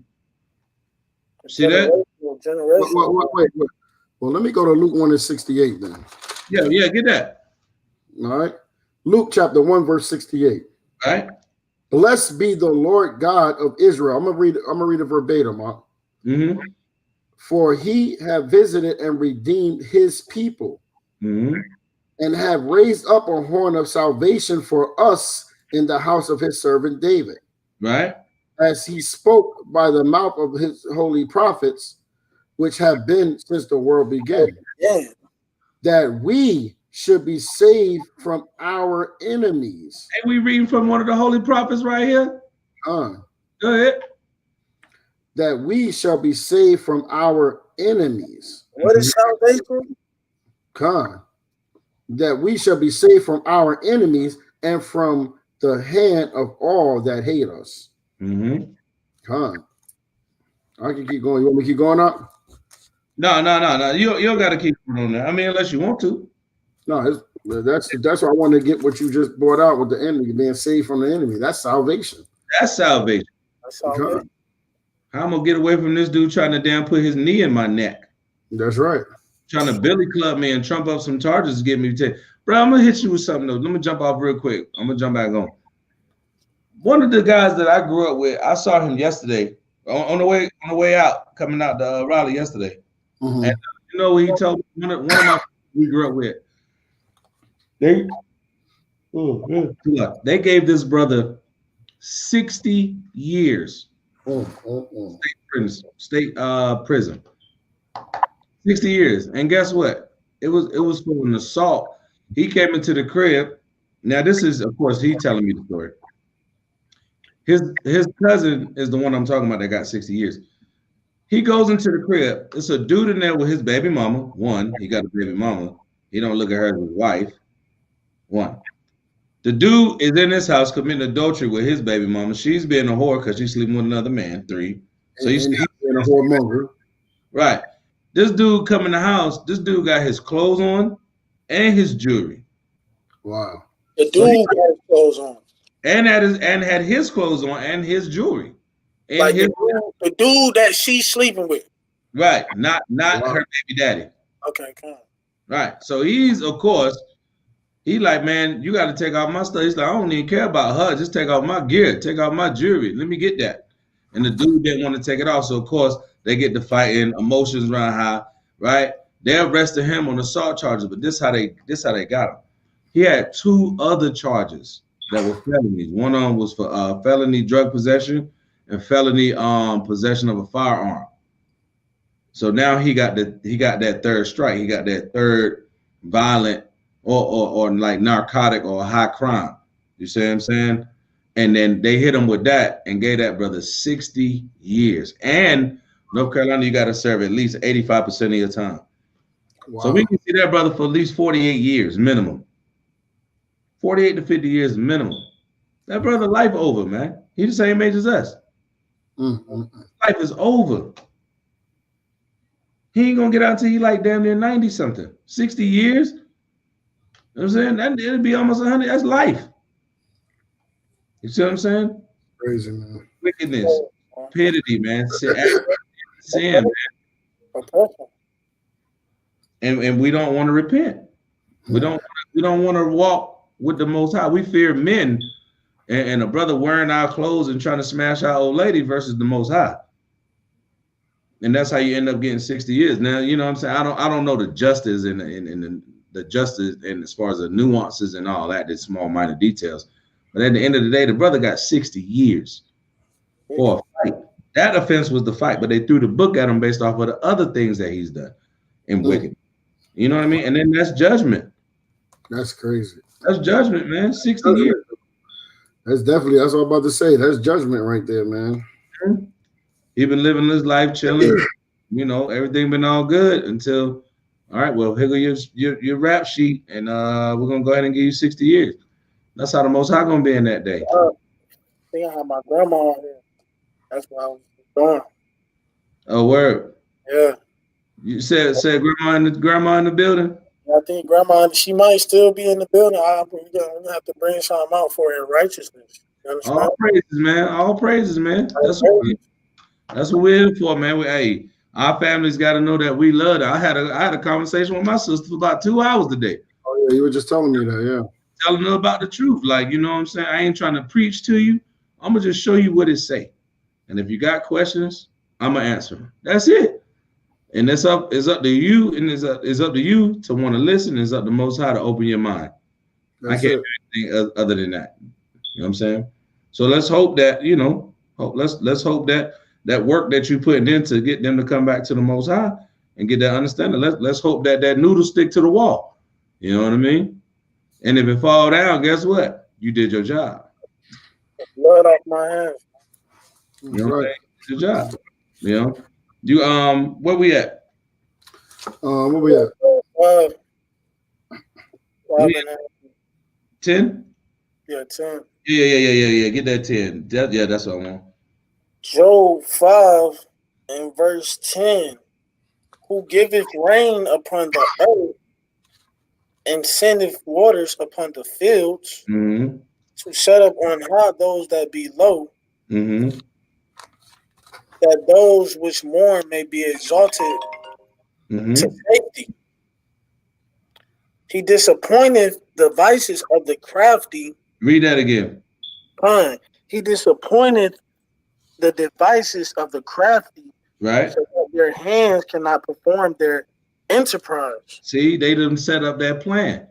Most I said, nah, you're gonna dig that hole, you're gonna fall in. Now watch this right here. Get Psalms 113, verse 7 and 8. And then I got another precept in Nehemiah. That's Psalms 113, verses 7 and 8 first. Psalms chapter 1, Psalms chapter 113, verse 7. He raises up the poor out of the dust, right, and lifted the needy out of the dunghill,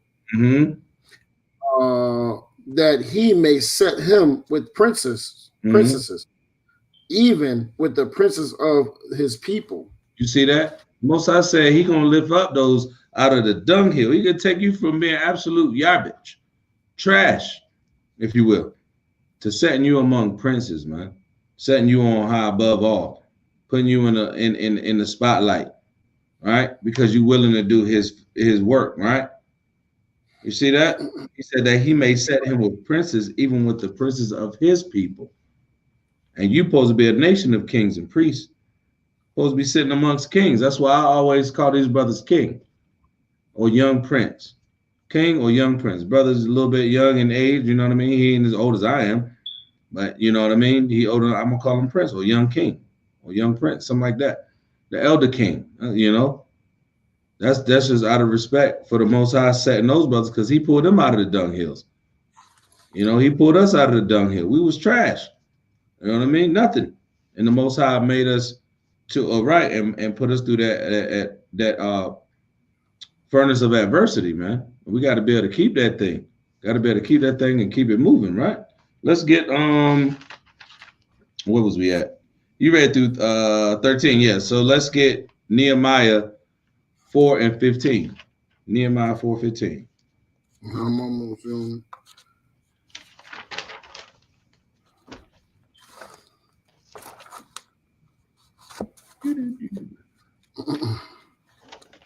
Nehemiah 4 and 15.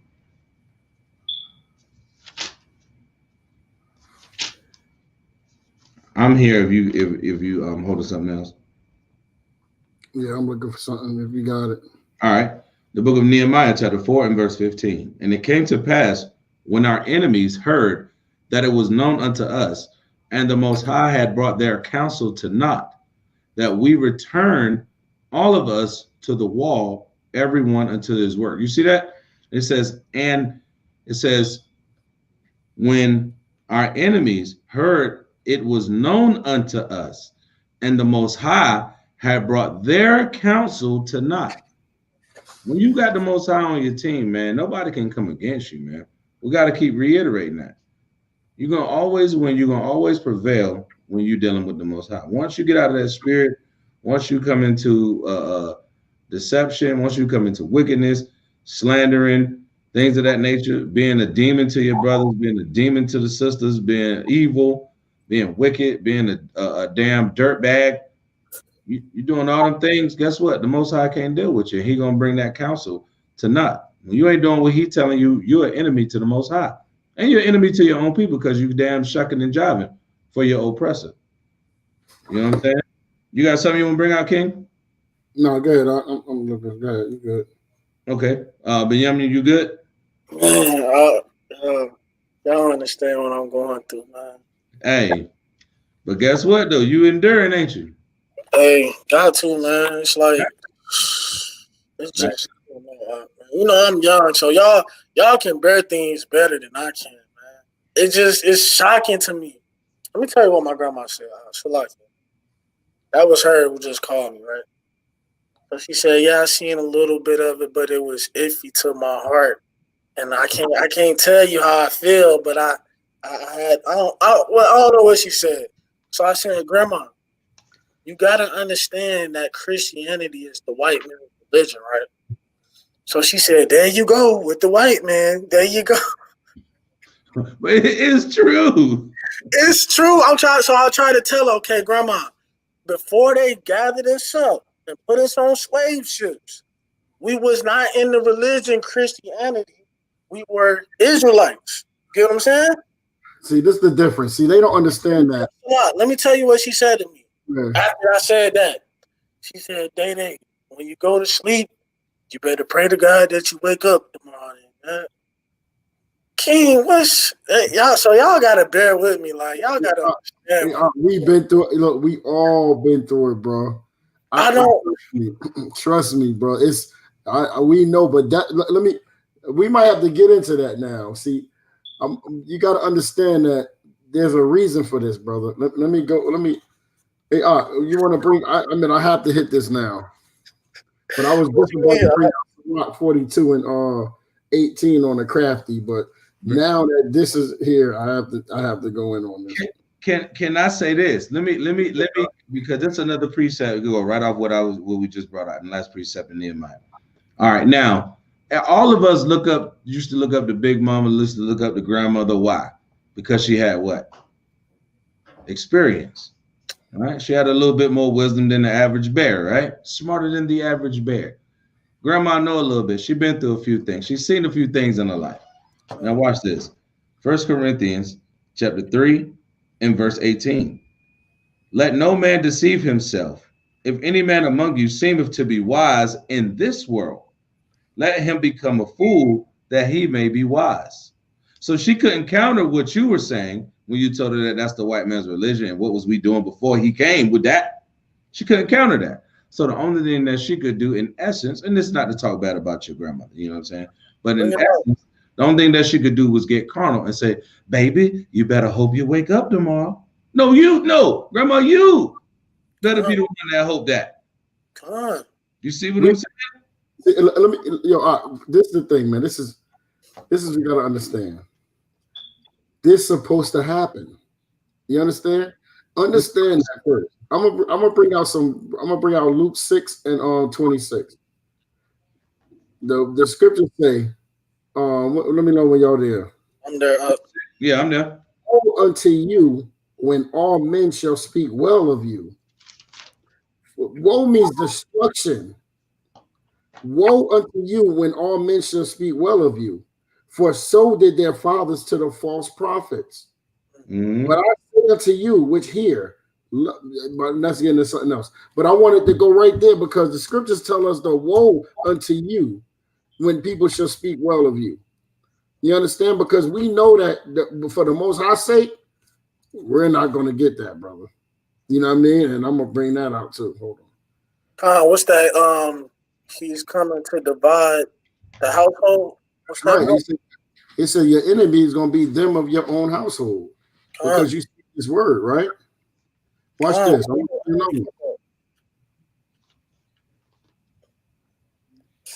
It's crazy, man. Bro, we all go through it, man.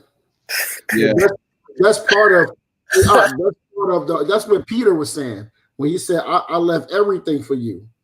You know what I mean? Because the same way you was feeling, they felt. We all felt. You know what I mean? We have to leave our people because this is just what it is. I don't understand. Hold on. I'm gonna give you another one real quick. Let's go to Jeremiah 5 and 14.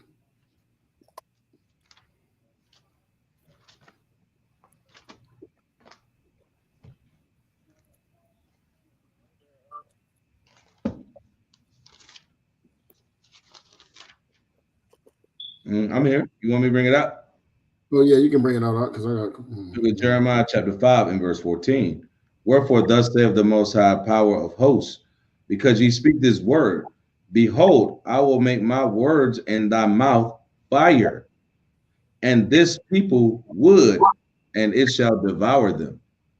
That's it. That's what you want? Down to him, yeah.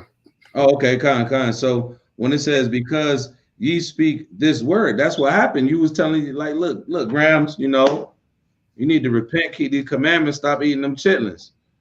You hurting them, you cutting them, you burning them up. They don't want, look, baby, just make sure that you wake up in the morning.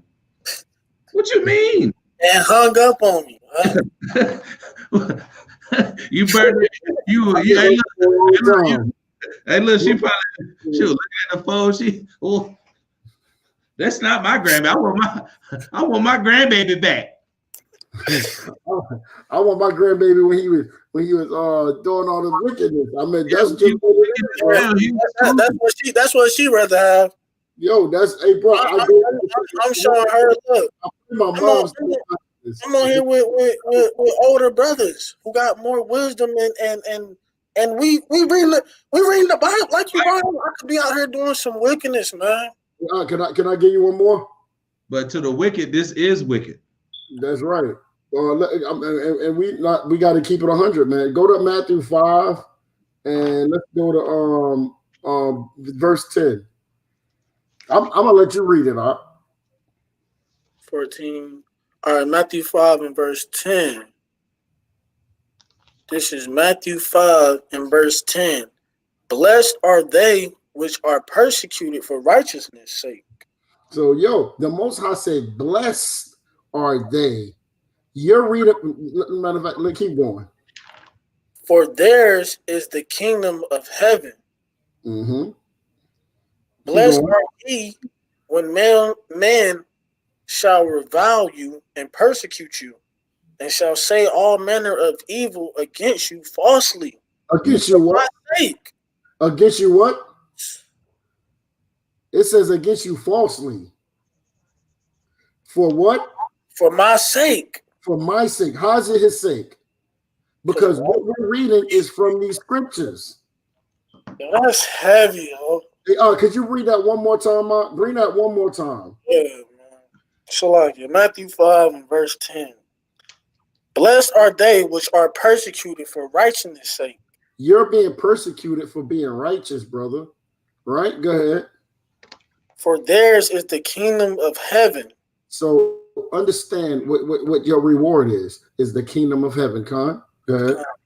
Blessed are ye when men shall revile you and persecute you, and shall say all manner of evil against you falsely, for my sake. For my sake. So because you're speaking from the words of the Most High verbatim. Don't listen. You're coming into this, brother. I tell everybody that we teach or whatever, when you come into this, prepare your soul, brother. Mm-hmm. Prepare your soul, because your family are not going to be family no more. Bring that out when it says that they should be enemies of your own household. They which of our household shall be your enemies. Con, go ahead, keep going. Con, this is verse Shalaki. This is verse 11. No, verse 12. Rejoice and be exceeding glad. The Most High said what? Rejoice and be exceeding glad. Go ahead. For great is your reward in heaven. Uh-huh. For so persecuted they the prophets which were before you. So listen, brother, they did the same thing to them. Understand that. You got that one? Yeah, I got you. Let's get Matthew chapter 10. And I'm going to start at verse 34. Matthew 10, verse 34. It says, think not that I'm come to send peace on earth.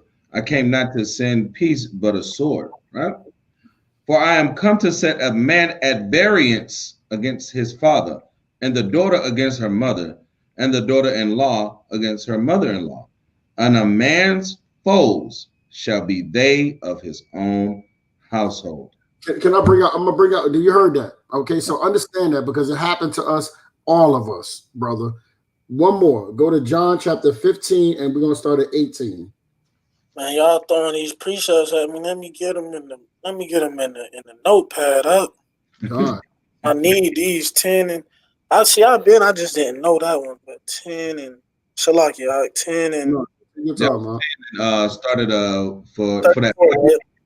Yeah, start at 34 and go down. What did you want from? This is to build you up, brother, because we all needed this. We all need this daily. Trust me. I'm out there. Hey, I'm hearing her. She gotta hear this. Con, I go through it too, brother. And I'm praying on my mom watching this. I get hung up on it. Fighting it.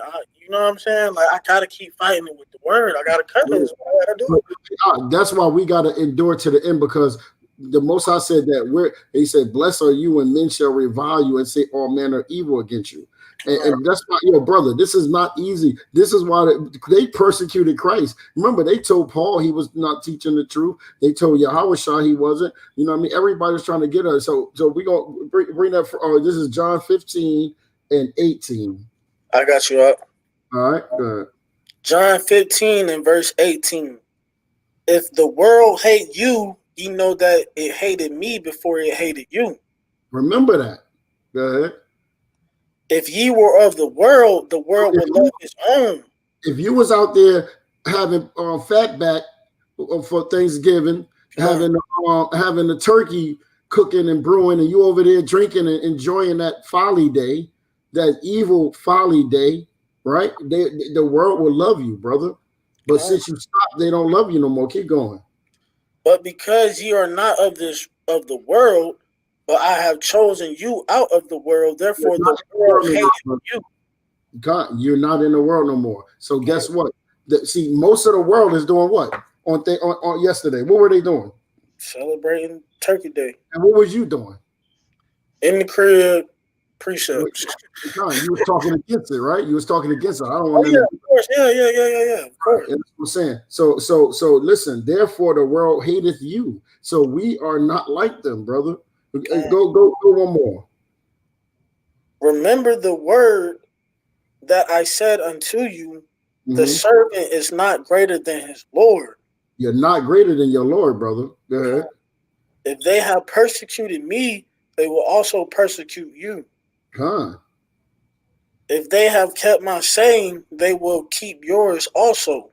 Right. So if they kept the Most High saying, they'll be keeping yours too, because that's what you're telling them, right?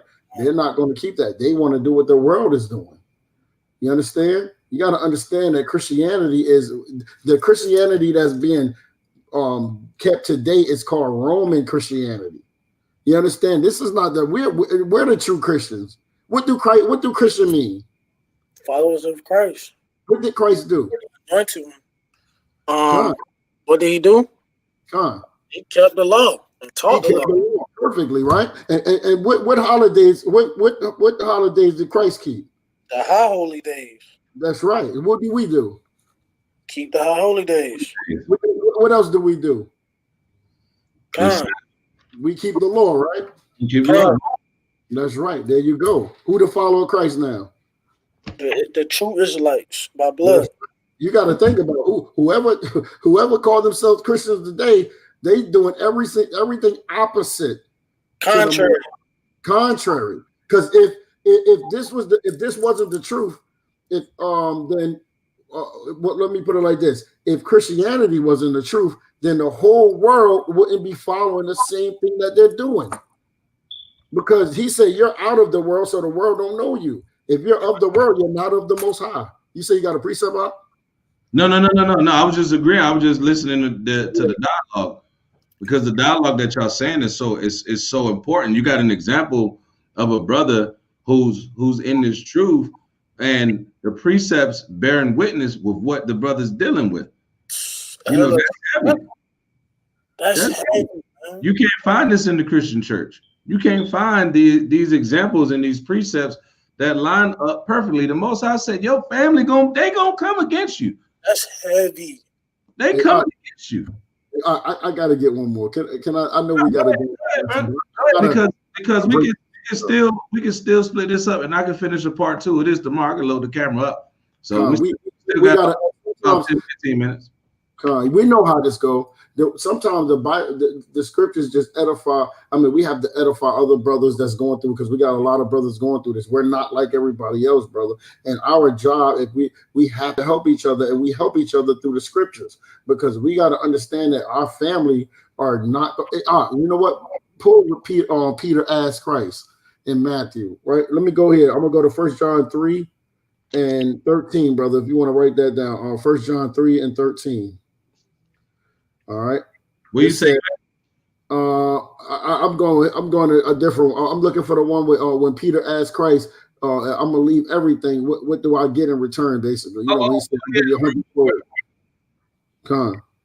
I'm gonna read this for the brother on 1 John 3 and 13. It says, "Marvel not, my brethren, if the world hate you." He said, "Yo, don't marvel, if the world hates you." Right? It says, "We know that we have passed from death unto life, because we love the brethren."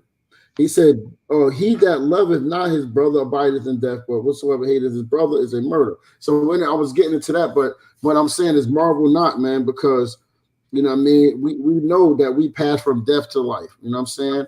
Because listen, we're not like everybody else, brother. That's just what it is. Right? And Peter felt the same way. Yo, he about to bring up what Peter asked Hamashiach Yahawashi. He asked him the same thing. Because we lose our family, brother. You know what I mean? Even though they love us, so they probably still love us, but they don't want to be around us no more. You know what I'm saying? Go ahead, grab Hebrews. Shia, grab Hebrews 10:35. Okay, I got another one too, so I don't want to lose that one too. But good, I grabbed that up. Just mark it real quick. Hebrews 10:35, because this one is a little meat on this one. No, got you. All Hebrews, right. Say it one more time. 10:35. Oh, got you. All right. So like, this is Matthew chapter 19 and verse 27. Then answered Peter and said unto him, "Behold, we have forsaken all and have followed thee. What shall we have therefore?" So Peter's asking, like, look, man, we done gave up everything. We're out here following behind you. They trying to kill us. Judas trying to sell us out for $2,000 worth of silver, right? Yeah. We're going through all these things. We done gave up our jobs. Big mama don't want to talk to me no more. She hung up on me. Auntie mad because I won't let my son come over with this and get a check. It's like it. Yahshua say put link in. He must be. Oh, snap. Yahshua probably like, oh no, hold up. That's my guy, man. That's my guy right there. I do. Sometimes you can't hold on, man. You know what I'm saying? But yeah. Hang on one second. I got you. All right. It should be. Yeah, there you go, shoot. So wait, let me get it again. Matthew 19 and verse 27. Then answered Peter and said unto him, "Behold, we have forsaken us." So when he say behold, that's like, look, man, we didn't forsaken all and followed thee. We did what you tell us to do. What shall we have therefore? Like, what are we getting out of? What is the benefit of us doing all this for you, Yahawashi? Right? And Yahawashi said unto them, "Verily I say unto you, that ye which have followed me in the regeneration, when the Son of Man shall sit on the throne of his glory, right? Ye also shall sit upon 12 thrones, judging the 12 tribes of Israel." Now watch this though. So not only are you going to be in a seat of rulership and judgment, right? So when they say in the regeneration, that's like, that's us, right? All right, that's us. That's the kingdom. That's us when we come back into regeneration, when he raises back up, when these dry bones get pulled back up and we get that spiritual body. That's why I told him to grab that Hebrews 10:35 real quick. All right. Now he said, in the regeneration, ye shall also sit upon 12 thrones, judging the 12 tribes of Israel. You got that Hebrews 10:35? You know I got that fire. Bring it out. Hebrews chapter 10, verse 35. It says, "Cast not away, therefore, your confidence." Do what? Cast not away, therefore, your confidence. Don't get complacent. Don't get slacking. Keep that confidence up. That's what I always tell you, brother. Keep that zeal popping. Yeah, keep that. I would pass that a little too fast, didn't I? Yeah. No. That need to be stapled out right there. Right. Go ahead. Bring it out again, King. Hebrews chapter 10, verse 35. It says, "Cast not away, therefore, your confidence, which have great recompense of reward." Man, you see that? Have what? Have great recompense of reward. That's a great payback and reward coming to you. You see that? Go ahead. "For ye have need of patience." Yeah, what? Ye have need of patience. But you gotta be patient, right? Again, like the 20th time we brought that out today. That's right. I got one more precept too after this. All right, go ahead. That after ye have done the will of the Most High. You did what? The will of the Most High. Watch this. Ye might receive the promise. And you get the promises. He make it clear cut and dry, but wait, let me jump back over here. But for you to get that, you got to do this. You got to be willing to do this, though. Matthew 19 and verse 29. For everyone that have forsaken houses. So you got to be willing to give up all them worldly possessions that you have. And brethren. Because there's going to be brothers that come into this and fall out. Brothers get weak. Brothers get strong. You know, sister fell out. Right? Your rib might act up a little bit. She might build you back up in the spirit. Right? Or sisters. Or father. Right? Or mother. Or your wife. Or your children. Right? Even or your lands. Yeah, your lands. Your sons. All that. Right? Or, watch this. For my name's sake. You give up all that for the Most High, shall receive 100-fold and shall inherit everlasting life. You see that? 100-fold, bro. 100-fold. So it's on them. What Yahawashi say? He said, those that do the will. He said, who's my mother? Who's my father? He said, those that do the will of my father is, you know what I mean? So that's my family. Brother, one more, man. You done with that up? No. That was it. All right, go to Luke 6 and 22.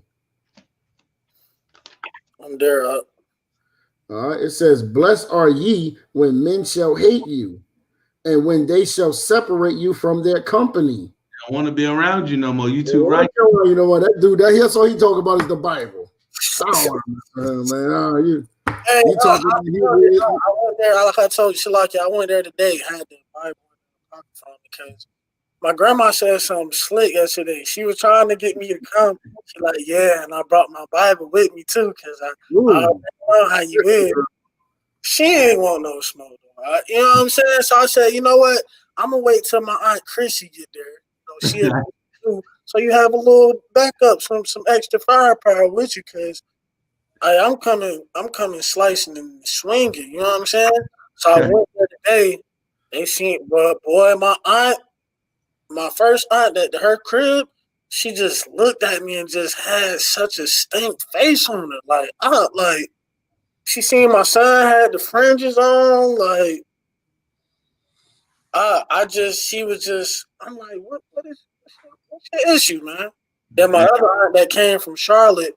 She didn't want to say nothing. She was all hugs and kisses. But I felt the energy. I felt the spirit. Like, yo, this man got that Bible. And but look, watch this. Salat King. You just said, look, watch. When he finished reading, what you just said it. How was your aunt looking at you? What was the face she had? Man, she had the stank face. The stank evils. Right? Read that. Finish reading that verse 22, Shia. Watch this. Oh, God. They said, blessed are ye when men shall hate you, and when they shall separate you from their company, and shall reproach you. And reproach you. The evil faces is what? Reproach you. The stank faces is what? And shall reproach you. He coming in here, he got his son with fringes on. What's those? You're a Muslim now? Oh, God. And shall reproach you. And check this last part out. Right. And cast out your name as evil. He's wicked, man. He's the Son of Man's sake. For the Son of Man's sake, they're going to do what about his name? Read that part again. Cast your name as evil.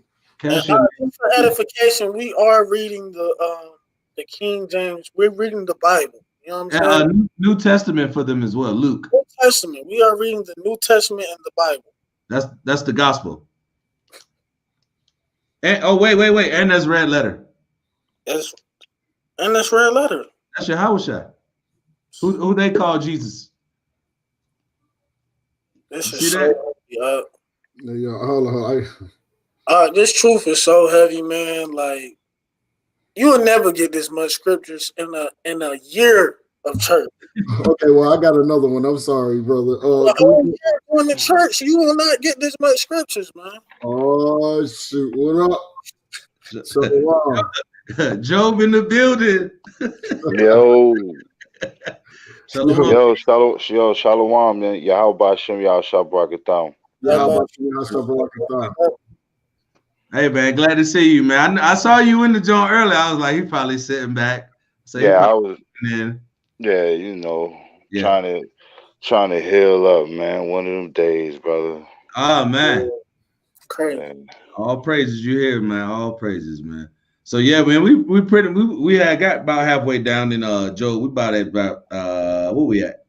Like 10, I've been in vibing with y'all the whole time, though. You know what I mean? I seen the fire. So yeah, you been in there about the last hour or so at least. Now you was in there before then. Yeah, kind of. Before then. But yeah, man, like we just trying to show the young lion that, man, everybody gonna come up against you, but at the end of the day, man, all us done been in this for a while now. So, you know what I mean? And plus we are physically just older than Brother Benjamin. But he's getting edification and surrounding himself with brothers that are like-minded, that want to see him successful. Because we could be some wicked niggas. We could be like, look, bro, I need you to go flip this brick for me real quick. I'm gonna throw you. Right. I'm gonna throw you 14. Bring me back. Bring me back 7. I'm gonna throw you another 7. You know what's crazy? I hate to say this, brother, but I think our family will rather us be wicked than I hear more wicked people get praises more than we do, brother. You know what I mean? I really do. Oh, that brother, he stopped drinking or he stopped smoking. You know what I'm saying? But yet then they post a picture of them smoking weed, but whatever. You know what I mean? You know what I mean? But they never, hear, or Hashai or Yazab and Yum Yum or Yashuv. Oh, they change, man. Them brothers, they keep the laws of the Most High and they do the feast days and they don't do the stuff they used to do no more. They try. You never hear that, brother. You're not going to hear that. They're going to say this. They're going to say, "Oh, he has some kind of cult, and he hate he teaching to keep the laws, and he's he keeping the feast days. They're evil." What does Scripture say? It says, "Woe unto him that call good evil and evil good." Mm-hmm. Because this is what's going on, man. You understand? Hey, brother, prepare your soul, brother. And that's the thing. You get to prepare around brothers that's been where you've been, that got the experiences to keep you on track, to help keep that. It ain't like, I'm just now dealing with it. You know what I'm saying? Yeah, I know, but I told you brothers that came in the truth, been in the truth for about a couple years. I've been since I first came and I've been dealing with it. Well, that's exactly right. But you never look, bro. I've been in it for a long time, for a while now, and it ain't changed for me, brother. It never stops. Hey, he said, "Endure to the end." How long y'all brothers? You said 7 years, right? Yeah. I'm 7. I'm about 7 too. I think about 7. Yeah. I'm going on 8 years strong, brother. It never stops. I tell people I'm 7 years old right now. Let me hit you with something. Benjamin. Let me hit you with something. So you know the brother Yeshuv, right? So what was that, about 4 years ago? 4 or 5 years ago? About 4 or 5 years ago, right? My rib saw his rib at a grocery store. They were supposed to have been linking up. They had exchange numbers and everything, but at that time, the Most High didn't let that come together, right? Fast forward, I meet this brother in Raleigh, me and him instantly locked up like this. Now, I didn't know that brother was the husband of the woman that my wife met, that my rib met. See how the Most High work? Come to find out, he was like, "Yo, I want to call my brother down in." I think that's kind of how the conversation went. Like you and her was like chopping up you and your rib, and then nah. What happened was, you remember when your rib came through and she had the zigzags, right? Yeah, that's right. And she blessed everybody with the zigzags, so she had blessed me with a set for my wife. You know what I mean? And so when I went to VA or whatever, you know what I mean, I gave her the joints, and she was like, hold on, I think I got She was like, let me look at this phone real quick. Let me look at this number. And she pulled the number up. You know what I'm saying? And she was like, yo, I think this is the brother's wife right here. You know what I mean? Because she made jewelry. And I was like, yeah. Oh, praises, and sure enough, that's when I called you. You know what I mean? That night, I was like, yo, is this your wife's number? And he was like, like, yeah. Yeah, that's my wife's number. I was like, wow. Man. But the reason why I brought that out is because sometimes what we think we doing a certain thing according to what we think is right, sometimes we got the Most High doing in his purpose. So right. I always tell brothers this brothers will tell you this that's been 20, 30 years. They tell you the same thing. It ain't gonna never stop, bro. Never, ever, never, because the wicked always is gonna go up against the righteous. It's like bullets best. You gotta have armor and you gotta have ammo. You know what I mean? And whichever is the strongest in that day, that's the one that's gonna win. You know what I mean? So we just gotta gird up our loins, and you know what I mean. Like I said, it's always an honor, man, to be around my brothers. Like, you know what I mean. Like, I'm around y'all brothers more than I'm around my real biological family.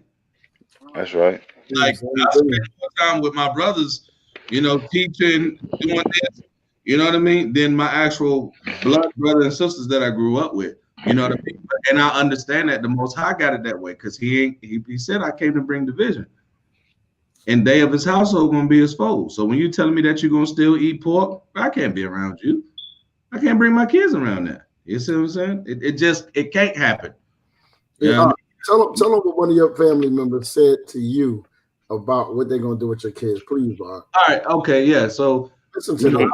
I take my kids, you know, to go see my pops in respect. I think I might have told you this too, Benjamin. I think I might have told you this. But so I take my kids up to my pop's house, right? Him and my mom up there. My mom like, hey, we want to see the kids and all that. Woo. So you like, I'm like in my head, I'm like, man, these niggas wicked as hell. But you know what though? Out of respect for my father and my mother, I'll let them see their grandkids. Kind of like your grandma, right? Yeah. So I'm like, out of respect, I'll take them up there. We get up there, this mother was like, man, when you was little, man, because that's my nickname, man, when you was little, man, we gave you plenty of pork. You a Muslim now? I heard all the jokes. Now, the Bible said, and then I start getting crispy, like, no, the Bible says that you believe in, that you have right there, says that we are not supposed to eat pork. So why did you feed it to us and you was a pastor? And I cut him. My pops was a full Pentecostal Holiness Tabernacle of the Ebenezer Zion Holiness Church pastor. You ain't say that. Yeah, well, that was a pastor. And look, he said that about feed your kids some pork. Yeah, he said to me his exact words. He was like, "Well, if they ever," this is what he said. His verbatim words was, "If they come up here, if they ever come up here and you ain't around, I'm gonna feed them some pork." And he said it like, "I'm gonna feed them some pork." Oh wow, that's crazy. Hey, that sounds just like that sounds like what one of my brothers told me too, bro. Hey nigga, you lost your mind. Same thing. That's wild. He might even be watching this. You know what I mean? I told him I was gonna jump on real quick. He might even be watching this, man. That's gonna sound familiar to him right there. That's crazy. Yeah. And he said it with that sarcastic laugh. I'm gonna feed your kids some pork. You ain't never gonna see mine again, bro. And that's out of respect for you. So I don't disrespect you in your house, and you don't disrespect me and my power and my children. Because I might snap, and I almost snapped in the house. I was like, babe, we need to go, because my rib heard it, and y'all know how my rib. All y'all know my rib. Y'all all met her. Her zeal level 10 when it comes to the children. When it comes to the youngins, my rib is a straight up lioness. She she all that. She like, babe, let's go. She like, let's go. Because she already said how I'm getting. And I'm like, you gonna say that? And I've been in the truth for a while. This happened this year. So this ain't like this happened when I first came in. Oh wow! Oh, that was real bold. Yeah, that was this year. Like, nah, how many debates you gonna have with your pops, man? Man, like you said, they don't want no smoke. The problem is with the old heads, they don't want to change, and they think that because they're old that they have wisdom. That's why I brought that scripture out in Matthew. Just because you got years don't mean you use wisdom. I was just saying that, Hey, can I get a precept real quick? Go ahead. Since we rocking and rolling and rocking, let's get the book of Job, because we in Job, right? And as you going in, man, like this, come on. The book of Job, chapter 12.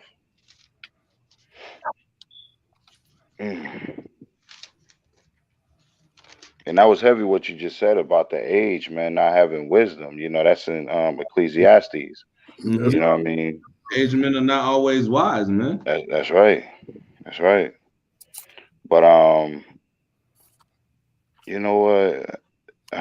Boy, let's just start at verse 4 on this real quick, man, to 6 real quick. It's all heavy and all deep, you know it. The book of Job, chapter 12 and verse 4 reads, I am as one mocked of his neighbor. That's right. Who calleth upon the Most High, and he answereth him. The just upright man is laughed to scorn. You know, when you ain't around, I'm gonna give your kids some pork. They keep the Passover. They wear fringes. But in our mind, we're looking at you like, yo, you gonna die. You laughing at me? You gonna die. Go ahead, King. Though I just had a absolutely. He that is ready to slip with his feet is as a lamp, despised in the thought of him that is at ease. Verse 6, the tabernacle of robbers prosper, and they that provoke the Most High are secure, into whose hand the Most High bringeth abundantly. You know what I mean? So, you know, just because like you might see our people out here, man, and they robbers, you know what I mean? They live in wicked lifestyles, and they got an abundant life right now. They living, you know, past, you know, the life of some people, you know, who are perishing, you know, that may be keeping these laws. You know what I'm saying? Earlier. That's right. You know what I'm saying? So, you know, you gotta, you know, these people are at ease, man. They're at ease with all of the wickedness that they doing, you know, and the Most High is at hand with it. He's like, yeah, you know, because he want to fill their bellies all the way up so that he can destroy them abundantly in the end. You know what I mean? So that we can see it, man. Hey, what's that book? And I think it's in Sirach. I mean, what's that verse in Sirach when they talk about how he hates sinners? 12 and 6. Yeah, bring that out. Book of Sirach, chapter 12, verse 6. For the Most High hateth sinners. He what? He hateth sinners. Eating pork is a what? Hateth sinners. The Most High hate that thing, man. He hate the sinners, man. Go ahead, Art. And will repay vengeance unto the ungodly. Okay, so the Most High hateth sinners, and he shall pay vengeance to the ungodly. Go ahead. And keepeth them against the mighty day of their punishment. That's exactly what we just went into just now. All right, he just said it. Right. That's right. They think because they prolonged and they getting away with it that it's all good. Right. And I'm gonna bring out Psalms 5 and 5 real quick. The Most High said, "The foolish shall not stand in thy sight. Thou hatest all workers of iniquity." The Most High hate workers of iniquity, man. Huh? And that is twofold right there. Because read the first part of it. Read the first part. Yeah. For verse 4.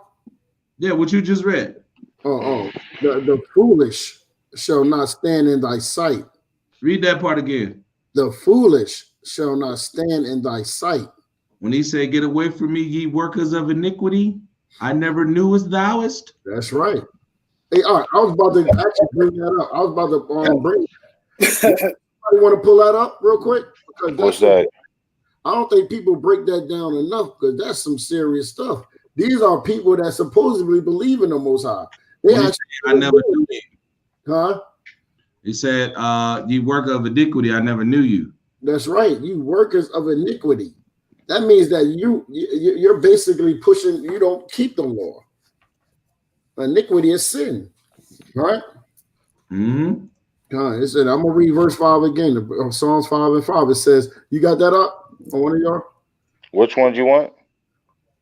Well, no, you go ahead and get what you was getting real quick. I'm pulling it up.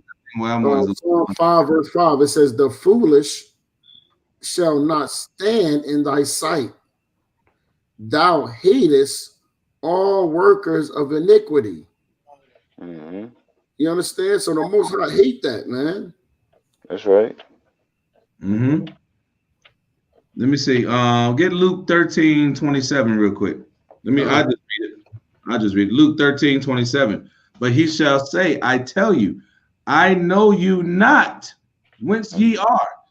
Depart from me, all ye workers of iniquity."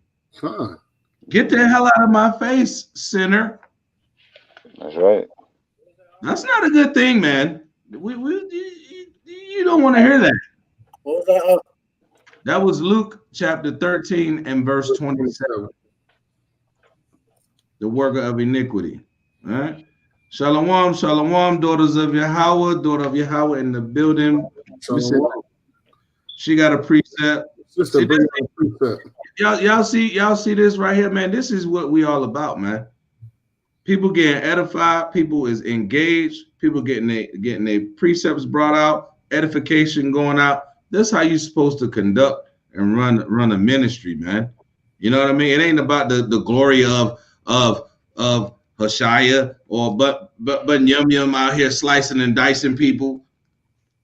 Nah, man, it's all about, can we edify the people and give them something to hold on to so that they can finish the race, man.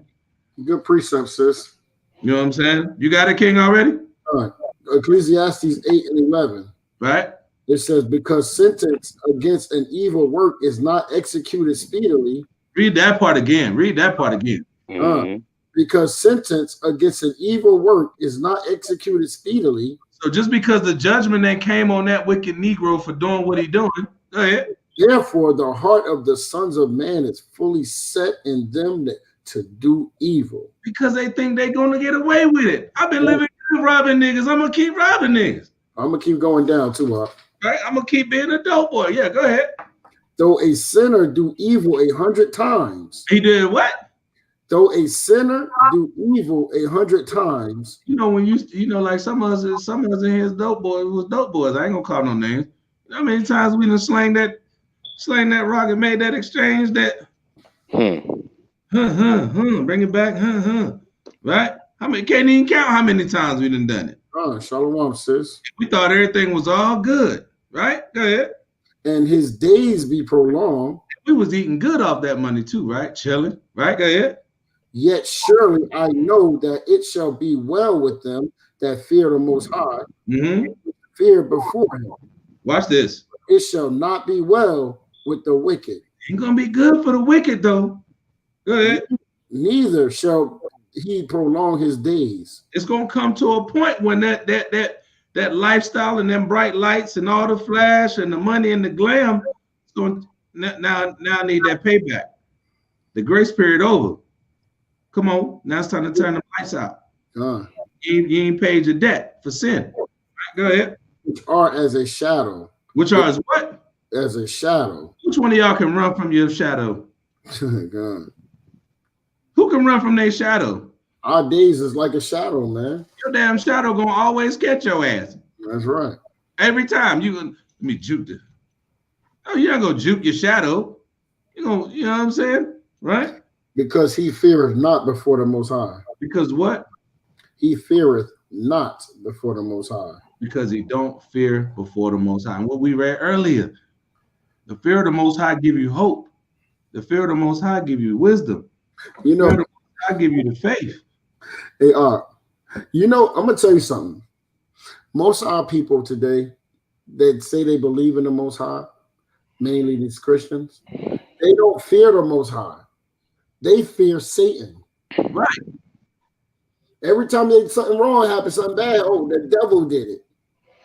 The devil did it. No. And I promise you, I had the same conversation with my sister today. I said, see, you're going through things because you're thinking that Satan did it to you. So what you got to realize is that the Most High is whooping your ass. That's why you called me asking questions. See what I'm saying? Because she called my younger brother, he couldn't give her the answers. Now he ain't in the truth. You see what I'm saying? So she called me. What's that stuff y'all be doing? I seen your videos. I seen y'all out there. What's that about? And then I'm answering her question according to the scripture. And I said, until you change and start fearing the Most High and start doing the smallest things, the least commandments, your diet, you got to put on a dress. You got to, you know what I'm saying? When the scripture's coming out, you got to cover your head. I'm telling them all them things. You know what I'm saying? And she was like, okay. She's like, I ain't gonna make no promises. I'm gonna try. I said, but that's up to you. It's up to you how hard you try. You know what I'm saying? And that was a conversation I had today. Yeah, I wanted to get it. But hey, if she ain't trying to get it, or if the Most High put that stuff in, I can't do that. All I can do is my job. You know what I'm saying? But that's right. You know, that's just what I think a lot of brothers are dealing with because it's the last days. A lot of brothers are dealing with their families trying to get in and out of this truth, man, because we know what's about to come. And we want them to get it right. But if the Most High ain't trying to get them right, then all you can do is wipe your hand, knock the dust off, kick the dirt back up at them, and that's a testimony. You did your job, right?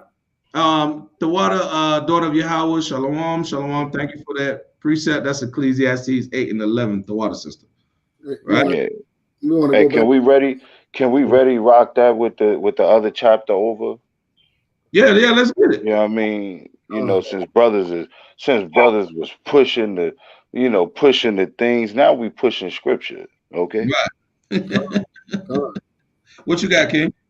Yeah, Ecclesiastes chapter 7, verse 15. You know, I always love it when it seemed like these wisdom scriptures our sisters really cleave to. Ecclesiasticus, Proverbs. Yes, sir. You know what I mean? Ecclesiastes, where we was just at. Yeah, Sirach, Proverbs, like, you know what I mean? They go hand in hand. And all of these go hand in hand, you know what I mean? But that was an excellent precept. You know what I mean? But 2 or more witnesses on that. Let's get the next chapter over. 17 and verse 15. Ecclesiastes 17 and verse 15. 7 and 15, right? 15, Salah. Yeah. Ecclesiastes chapter 7 and verse 15. All things have I seen in the days of my vanity. There is a just man that perisheth in his righteousness, and there is a wicked man that prolongeth his life in wickedness. Man, so that's like what we was just bringing out, man. You know what I mean? Like, you might see a brother that's righteous, keeping the commandments, trying to, stay away from sin, but that brother might die early. You know what I mean? The Most High might see a reason why he got to take him up to the heavens. Bring him into Abraham's bosom early. You know what I'm saying? But here it is, we got these wicked brothers amongst us, man, that don't want to change their wicked ways. But it's like, damn, why the good die young, what they say, right? I mean, why the good die young all the time, man? But then you got these wicked brothers who've been slinging dope on the block all these years. They always live a long life, man. You know what I'm saying? And this is why we got these scriptures right here to help us do that. The wicked, is going to prolong his life. You know what I mean? That's the Most High's doing. But the next verse? Verse 17, right? Verse 16. That's a lot. Verse 16. Be not righteous over much, neither make thyself over wise. Why shouldest thou destroy thyself?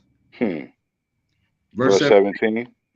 Be not over much wicked, neither be thou foolish. Why shouldest thou die before thy time? Right. So a lot of us, man, we foolish in our ways and we dying before our time.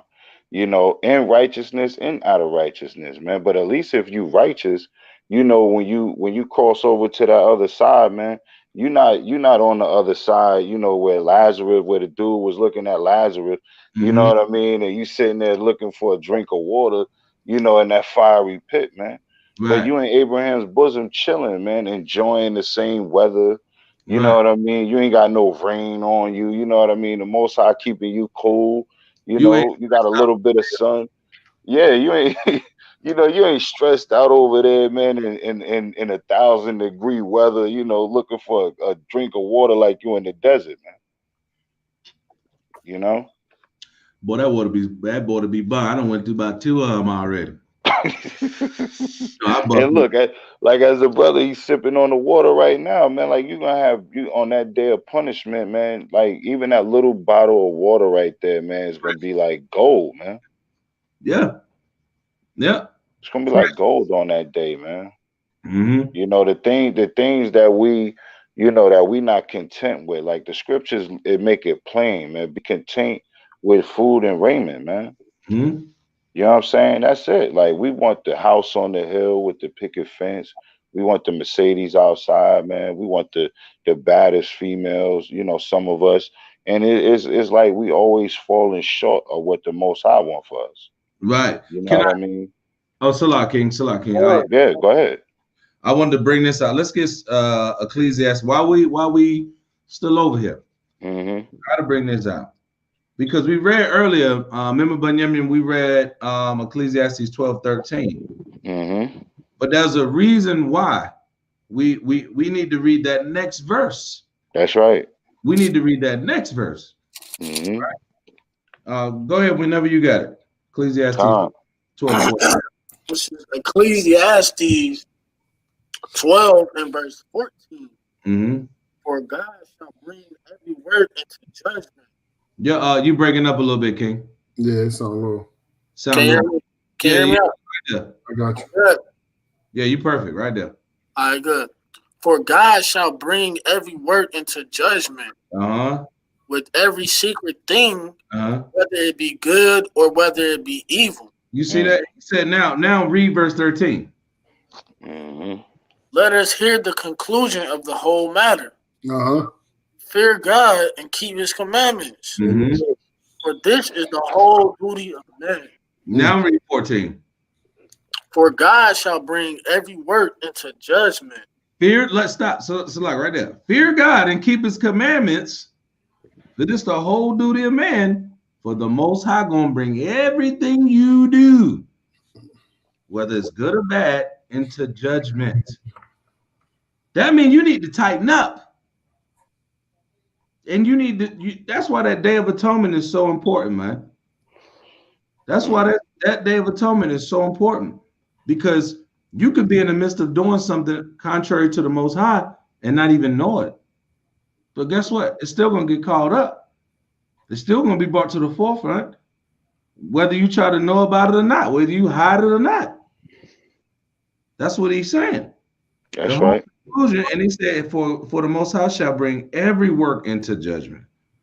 So you want, and that's why he said charity blots out sin. Somebody grab that. Charity blots out sin. Right? So that's why brothers is giving. That's why brothers give alms. That's why brothers is like, yo, I got you. What you need? Right? Because we got things that we done and things that we don't know that we've done. We're gonna need some assistance. We're gonna need a good defense attorney. You know what I'm saying? You're gonna need that. One of y'all got that scripture when it says charity blots out sin? Charity, it says charity covers a multitude of sin. Yeah, charity covers a multitude of sin. 1 Peter 4:8, I think. What you got? Is it 1 Peter 4:8? Hold on. 1 Peter 4:8. 1 Peter, hold on.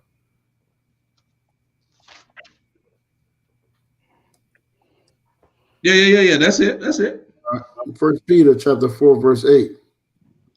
It says, and It's like, you want me to move up or? Matter of fact, just get 7. Hold on, let me see. 7. Yeah, that's it. That's it. 7. That's it. But the end of all things is at hand. Be ye therefore sober and watch unto prayer. Know what's going on. And above all things, have fervent charity among yourselves. Read that again. Come. And above all things, have fervent charity among yourselves. See, when he said gather yourselves together, none of these brothers should be wanting for nothing. Man. Come. Might not have everything and live a lavish lifestyle, but there's no reason that Brother Benjamin's son shouldn't have no tassels, or if he needs something, or needs some milk or something.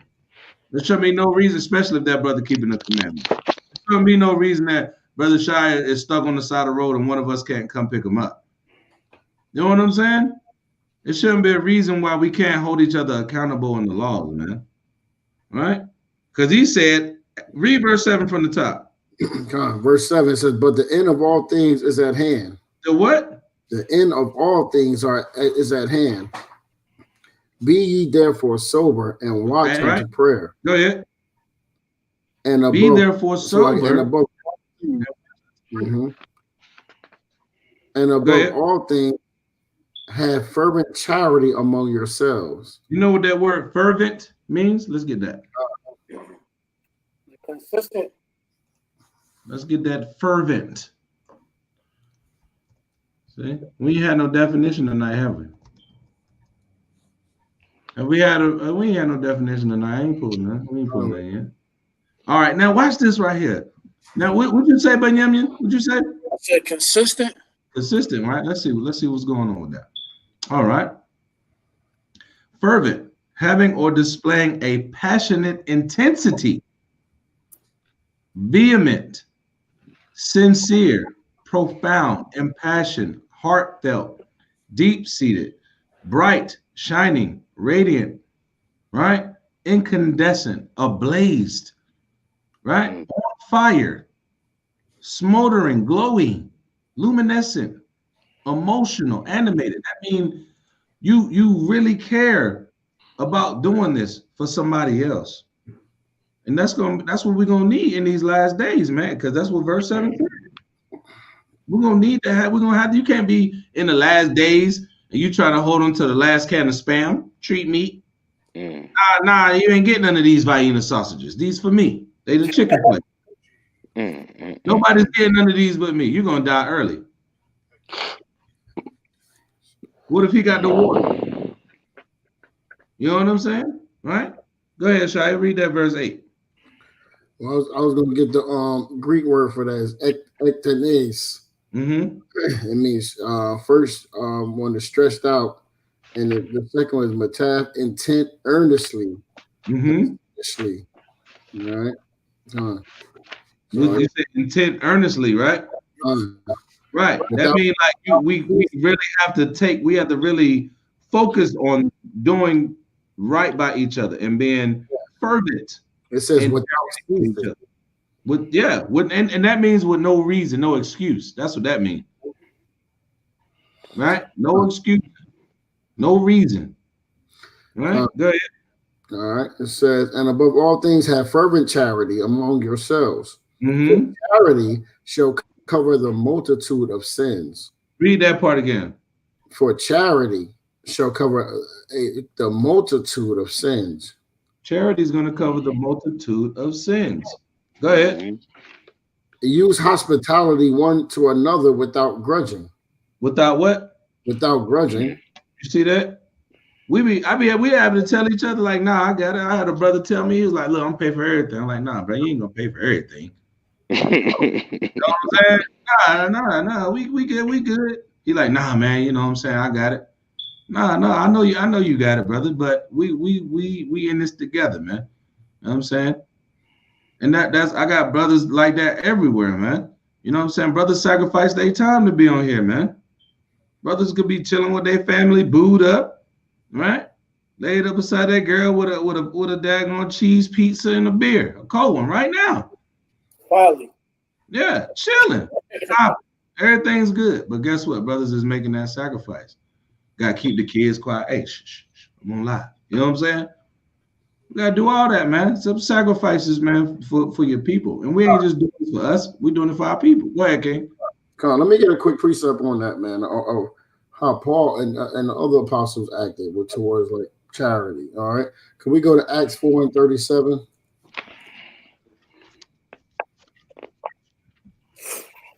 You want it?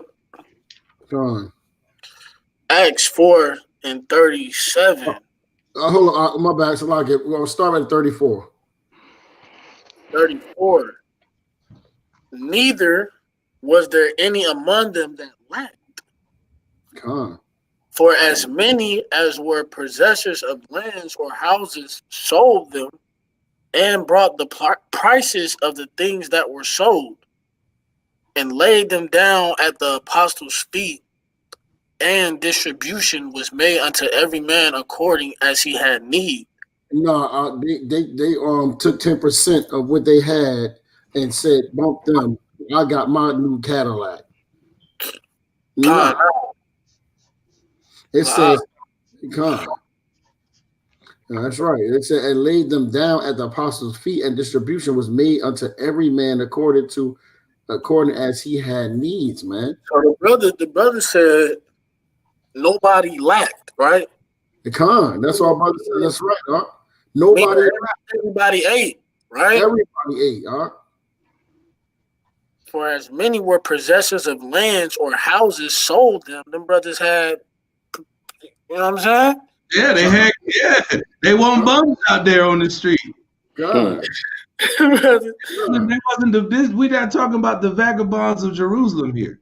Come, yeah. The I know what you're talking about, yeah. God, they seeing their other brothers, you know what I mean? Their other brothers in the congregation struggling. Like, yo, what's the use of me having all this, but my brother can't even eat? You know what I mean? My sister can't eat.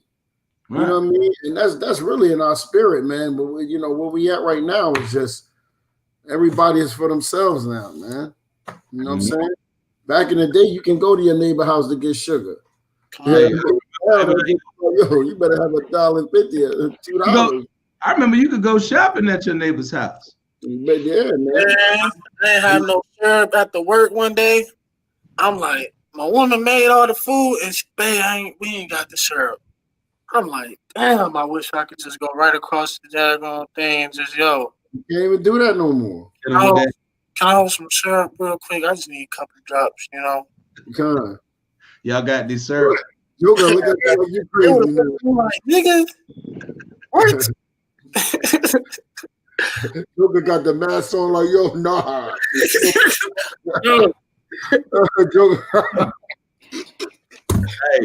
Hey, Shia, you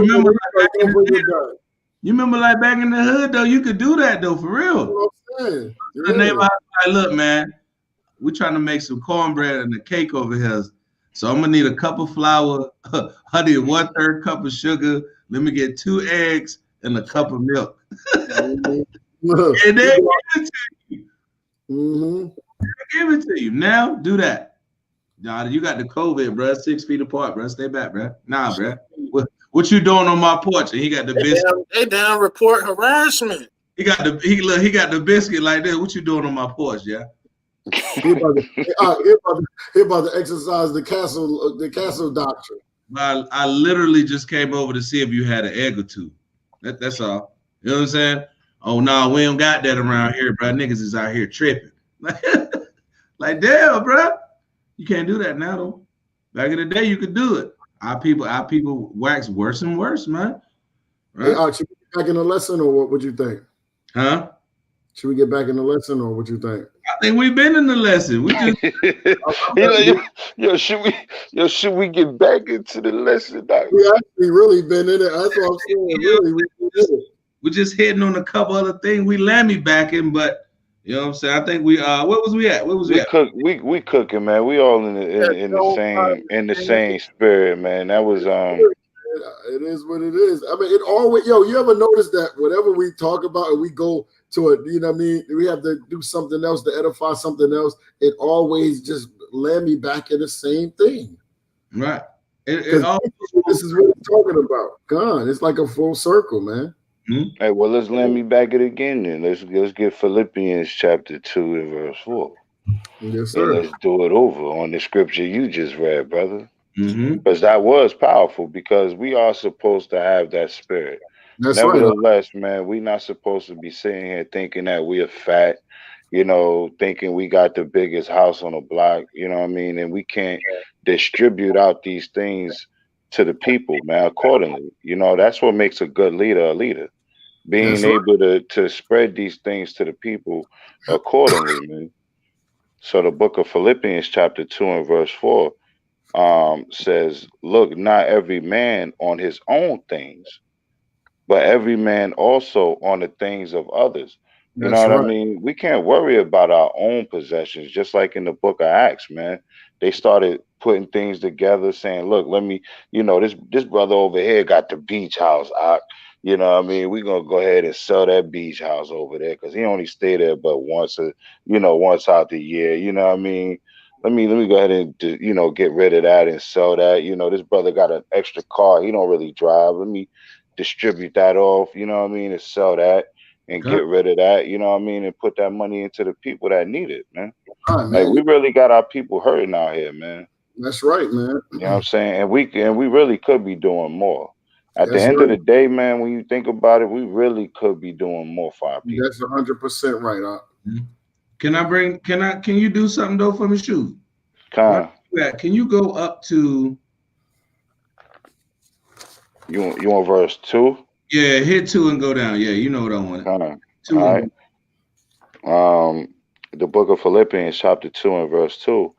Fulfill ye my joy, that ye be like-minded, having the same love, being of one accord, of one mind.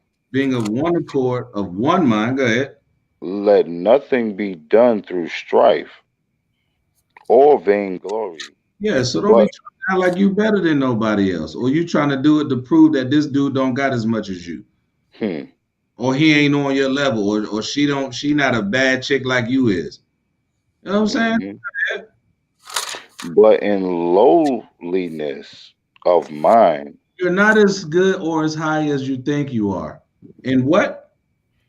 In lowliness of mind. What should we do? Let each esteem other better than themselves. Make sure that you're able to lift another brother up before you pull your own card. Always do that, man.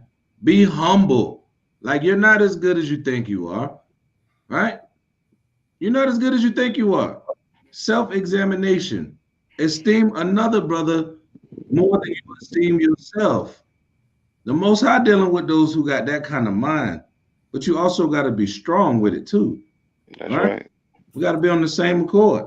Esteem others better than themselves. Right? I had a brother. You know, that's why when brothers come up with it, if we teaching or you in the spirit or you do a good job, and your brothers will come up to you and salute you, man. Hey man, you did a good job. I always tell them, man, that's all praises to the Most High. Next time, let me read for you. That's how I get down. Brother Shai, you can attest to that, right?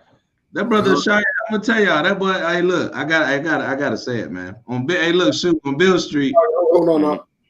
Now go ahead, Kate. So on Bill Street, right? I was trying to try one of those energy drinks, those bangs. You know those bangs? Yeah. I was like, I'm gonna get you one, right? Now he went down there on Bill Street and turned up. Off that bang. I was like, you drunk that bang. So as soon as he got on the mic, you've been around how when he more laid back, he more methodical with how I seen him on that video too. Oh, you seen him? Okay, Con. So you know how I got it where I'm gonna find it, man. I ain't seen nothing else yet on weighing, man. But I seen him. He went after Brother Kalak. Yeah, I saw that. Oh yeah, Con. He went after Brother Kalak, right? Yeah. So the brother brought the heat to Bill Street. So me, I'm taking it back. I'm like, yo, every time we go out, I'm gonna get you a bang. Yeah. Whatever do you like? You know what I mean? Not that the brother do a good job anyway. That's right. I seen something in him. I'm like, yo, you know, that's the spirit that jump on that brother. You know what I mean? I've been rocking with him for a while. So I've seen it, and you've seen it because we did unity camps out there with y'all. Mm-hmm. You know what I mean? So it was amazing how the Most High can just build a brother up, and then you come up to that brother and you big up that other brother. You know what I'm saying? Nah, that's a fact, bro. You know what? Hey, without you even saying that point, I seen the fire set up under him. I couldn't tell if it was just the atmosphere, the brothers around, and what was going down. But yeah, he had a different set of fire on his shoes, man. Right. So that boy was on fire out there, boy. Nah, that's a fact. That's a fact. He was definitely lining them up and knocking down the pins. Hey, look, he had the staff. He was holding the staff like Aaron. Right. You ain't even post y'all on the channel, man. I got on this record right here. There's been a lot going on, but I got the video. The spirit just we got the video, bro. But you're like, man, throw the videos up, man. Nah. I got some on Facebook, but we got man, it was about what 5 or 6 brothers recording. So brothers got different channels and stuff like that too. So we're gonna put our own up. We'll do some premieres with it and things like that. But then when we got up there, I think when we went the second night, because the one that he got is up with Sakari, but it's the same exact shot because my camera was right there. Right, I seen you recording on there too. Right, my camera was in the shot. Right, yep. We was teaching, and we didn't have nobody else out there that knew it. The only other brother that knew mine was the Ephraimite brother from HODC. When I got the royal blue garment. Yeah. Okay. He was the only one, but he was on his own camera. He had like 3 cameras in his hand, plus there. So it was just a lot. So I'm pulling it from there. But we got plenty of footage and coverage and all that. But you'll be with us next time, so we ain't gonna be worried about that. All right, hold on. Let's give a quick shout out to Gayal, man, brother Gayal, man. Yeah, man. He got a seed on the way, man. Yeah. All praises. Okay. He got a 144 shots. Yeah. Yeah, that's an awesome, powerful brother in the spirit. He was out there, man, holding it down, represented Yahweh's camp, man. That brother got a beautiful spirit, man. You know what I mean? And he real peaceful with it. But he got a lot of zeal. He was in the joint last night. That was the Northern Kingdom brother, Gayal. But he was a good brother, man. But we always get love from them brothers, man. Ever since we've been dealing with them, is nothing but love. That's the SOT brother. No. That's he with Yahweh's camp. He's in the same camp as. Oh, I know who you talking about. The South brother. Yeah, the South. Yeah. So, I guess he had a baby, man. Oh, word. Yeah, man. Okay, I'm gonna see what's going on with him. I have to see what's going on with him. Definitely gonna see that. You know what I mean? That's blessings, man, from the Most High, man. Most High give you that seed, man. Hey, that's a beautiful thing, man. That's a beautiful thing. That's how you know, man. Like the name of this is, the righteous will always win, man. Even when it look like it's gonna be tough times or it ain't gonna work out, you stick with the Most High, man. You're gonna win, man. Because you ain't got no choice. The Most High said it. He said, my son Shamar is on his way. All praises to the Most High, man. All praises. Con. That's what's up. So we know he's local. One of the sisters in our congregation that be fellowshipping with us, her daughter just had their child. Oh, all praises. As of a couple days ago, yeah. So I found that out.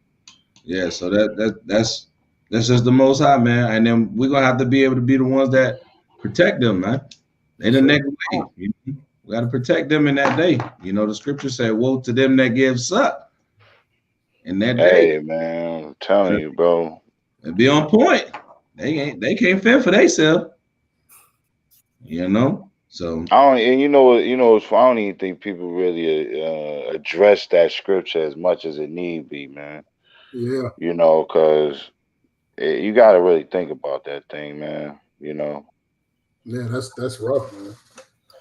Bringing our seeds into this world as it is right now, man. Like, the scriptures say that for a reason, bro. mm-hmm. Yeah. Like, You know what? That faith is really gonna be serious in that, you know what I mean? And we gotta learn to build our faith up way beyond where it is, man, because we're gonna be tested like never tested before. Mm-hmm. You know, and this is why the Most High is making this union with us, man. And when the scriptures say, "Gather yourselves together, O nation not desired," He mean that, man. And this is happening, man. You know what I'm saying? And the Most High is gathering our people together, man. And that unity camp, all these unity camps that's been going on, I've been seeing us gather together. And I'm telling you, man, we was meeting brothers we never met, man. And it was like we knew each other for life, man. Years. Saying for years, bro. Like we was flipping on dirty mattresses together, that type of thing. Word up. You know what I mean? Yeah, that's a fact. That's how it be, though, man. That's the spirit, though. Mm-hmm. Yeah, and that's only the spirit. You know what? Only the spirit could do that, man. Because you know what, like I tell everybody, man. I was that brother, man, coming out of New York, bro. That like when I moved out here to North Carolina, man. For some reason, I got like this familiar face. Like everybody think I'm somebody. Like I hear that all the time, bro. You look just like. Yeah, man. So I'm like, yo, these brothers in the store, like, hey, yo, what's good? I'm like, what? Like, nigga, you don't know me. He's like, yo, I know you. Yo, you so and so. And I'm like, yeah, nah, you don't know me. You know what I mean? Like, what's up? Like for me coming out the bricks, like, what's up? Shia know, man, like that what's up. That what's up could mean so many different things wrong. Hey, so Lucky, you know what? You know what's crazy? Edomite came to me like that, right? actually, he said, what's good? Oh man, we know what's good can mean a few. It's just like saying what's up to us. So yeah. I say, hold up. I had to tell him. I said, yo, are you saying? I need to know how you saying this. Because he was a little tipsy, and he around some girls. I said, look, listen, I need to know how you saying this. Are you saying what's good? Like what's good? How you doing? Or are you asking me what's really good? You know what I mean? I said, I need to know that right now. And the dude was like, oh, no, I was just saying, what's good? Like, what's up? I said, you might want to watch how you say things, bro, because, you know what I mean? You know how Esau tried to beat Jake. You know what I'm saying? I said, brother, you better know how you doing that, brother, because what's good to me can mean a couple of different things, man. And not try to prank him. Don't try to say, hey, better say hello. Yeah. Hello. How art thou?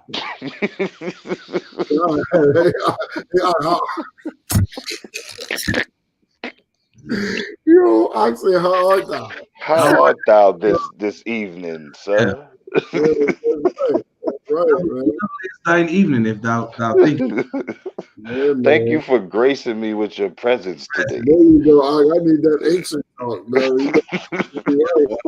You better come to me with some biblical talk, and I wasn't in the truth then either, so I don't know what's going on. Oh yeah. Right, facts, bro. That's what I'm saying. That's why, you know what?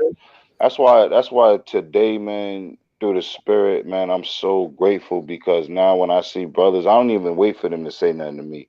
I'm saying what's up to my brothers first, man. I do the same thing, brother. I even open the door for brothers, man. That's right. Man. When a brother coming behind me, I'm like, yo, I got you, brother. It's all good, King. You know what I mean? Right. I get it done in me. Like, yo, bro, it's a few times I went and, man, and, dudes that usually be beefing with you, you know what I mean? Or at least have that look of beef. I guess the Most High put something in our spirit, man. And I, like, it happened a while ago, man. This brother opened the door for me, like, yo, come on, brother, I got you. I'm like, dang, okay, thanks, brother. I appreciate that, man. It's just like that, bro. Mm-hmm. Hey, that's that light, man. That's that light. Man. Love your neighbor, man. Love your brother, man. We got to stop looking at each other like enemies, man. That evil eye, man, got that Deuteronomy 28 and 54 spirit all day. 54, 56 with that one of them. Yeah. But you know what though? You remember how you said, Shai, let me back off you. And that actually goes perfectly right into this last part. We only got about 10 scriptures in Job left. So it's up. But this go right into that, because remember you said I'll open the door for a brother, you know what I'm saying? That's my brother. You know, I'm happy to do that. Like that's, you know, it ain't no beef, like, you know, or like you said, Shub, you go up, you pick up, brother, hey, what's going on, King? What's up? You know what I mean? There's no beef. You know why though? Because of this right here. It's because of this.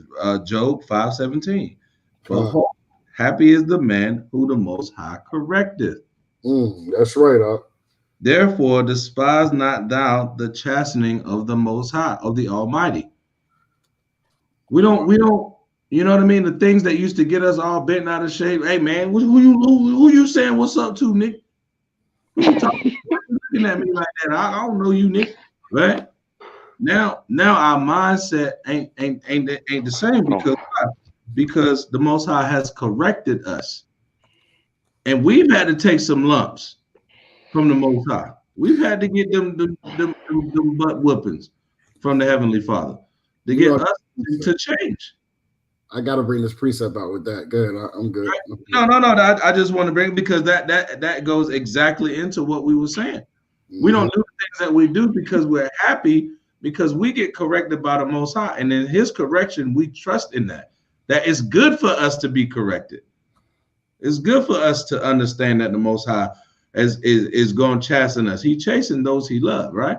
So yeah, go ahead, King. I just wanted to bring that out, because that folds us right back full circle, like we were saying earlier. That brings us right back into the lesson. What you had, King? I'm gonna go on Psalms 94, and I'm gonna start at 11. The Yahweh knoweth the thoughts of man; they are vanity. Verse 12, it says, "Blessed is the man whom thou chastenest." And that's another, that goes back to what you were saying earlier, Benjamin. You know what I mean? How the Most High, man, the scriptures that we was bringing out, man, it said, "Blessed is the man whom thou chastenest." So when we get chastised by our family members and all these things, man, it's a blessing, man. You know what I'm saying? It says, "Oh Yahweh," it said, "and teacheth him out of thy law." This is how we learn how to treat our brother, and this is why we shalom, or what's up to our brothers, and hold the doors open for our brothers. You know why? Because first of all, we found out who we were. Matter of fact, let me start here. First of all, we found out Yahawashi looked like us. You understand? We had to take that off our eyes first, man, because we looked at our enemies as God. You know what I'm saying? When you take that off and you realize that Yahawashi is just like you, you're an Israelite. Third, that you have to love your neighbor as yourself. And bro, that's right there, brother. That changed everything about you, man. And we did that off the law by reading these scriptures. We learn about our brothers ourselves, man. Right. Yeah. Fine. All praises. All praises. That go right into what we were saying. You know, we happy because the Most High, showed us the right way. The Most High is dealing with us, right? There's no greater honor than that. There's no greater. That's the whole answer to everything about your existence. The Most High dealing with you, the God that created everything. That's right. He dealing with you directly. What is you mad about? Just hope. It's really hope. Yeah, what is you mad about? Yeah. Let's get verse 18. Does this show you, man? The Most High ain't playing out here. Most High ain't playing out here, man. Whoever got it, get it. Who got it? I got it. I'm so lucky. You said verse 18? Right. Verse 18. It says, "For he maketh sore and bindeth up. He woundeth and his hands make whole." Get 1 Samuel 2 and 6, Benjamin. 1 Samuel 2 and 6. Let me read Read it again, Shia, verse 18. All right, Joel chapter 5. I'm just like Job chapter 5, verse 18. For he maketh sore and bindeth up.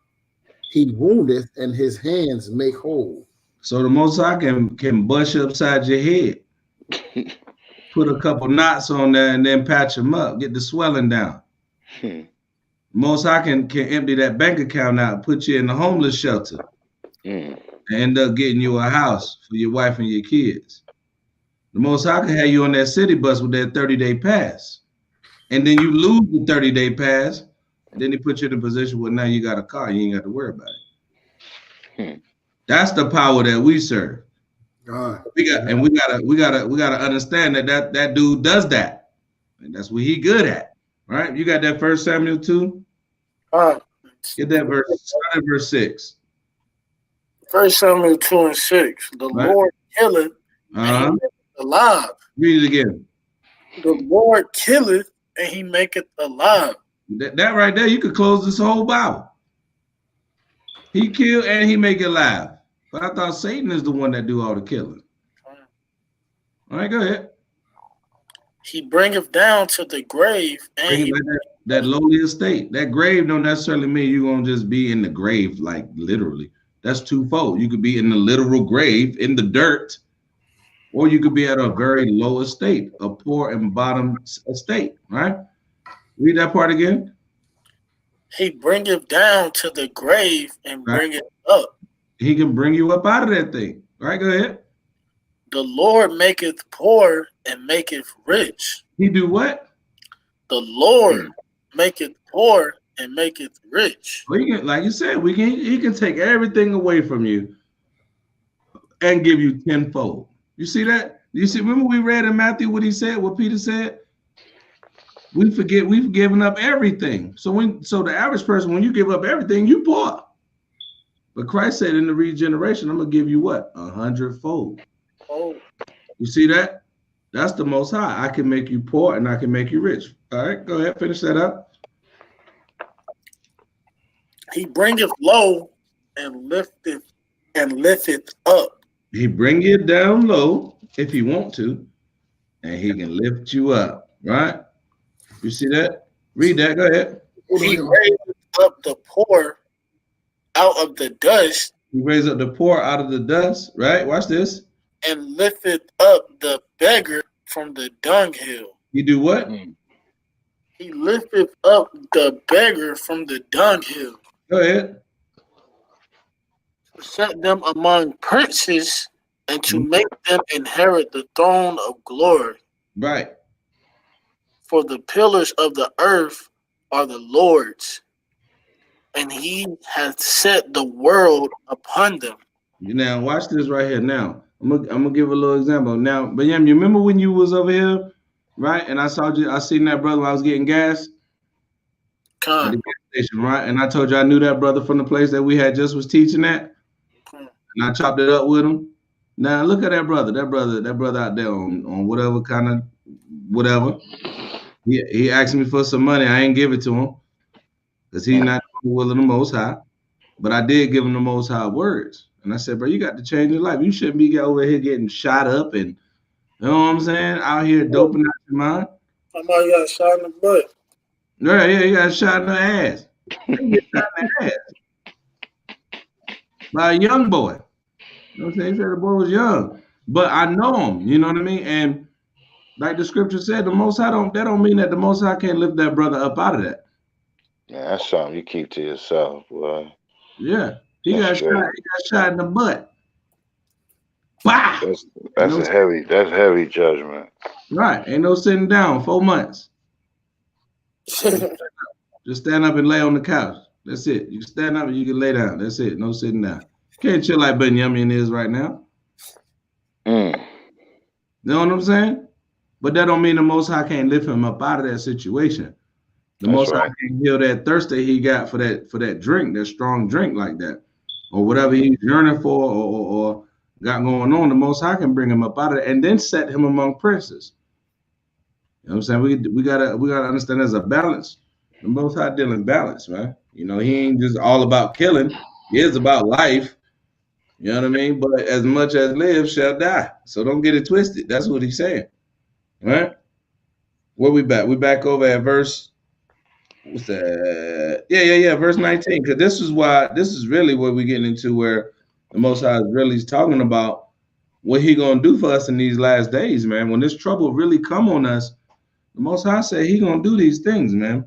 Hey, let me bring something out on what you just said though, real quick. Yeah, King, go ahead. Yeah, I mean, because many of our people, they might hear you say that, like, you know, you ain't helped the brother when he was asking for something. You know what I mean? And they might feel some type of way. His exact words was, I ain't gonna lie to you, bro. I'm trying to get a beer. Right. You know, That's his exact words. And you know, people might have a problem with that. It might be like, well, you know, God, God would have gave it to him. You know. Nah. You know, right here in Job, though, right where we at on the book of Job, chapter 8 and verse 20. You know, I love this book. Mm-hmm. The book of Job, chapter 8 and verse 20 says, "Behold, the Most High will not cast away a perfect man, neither will he help the evildoers."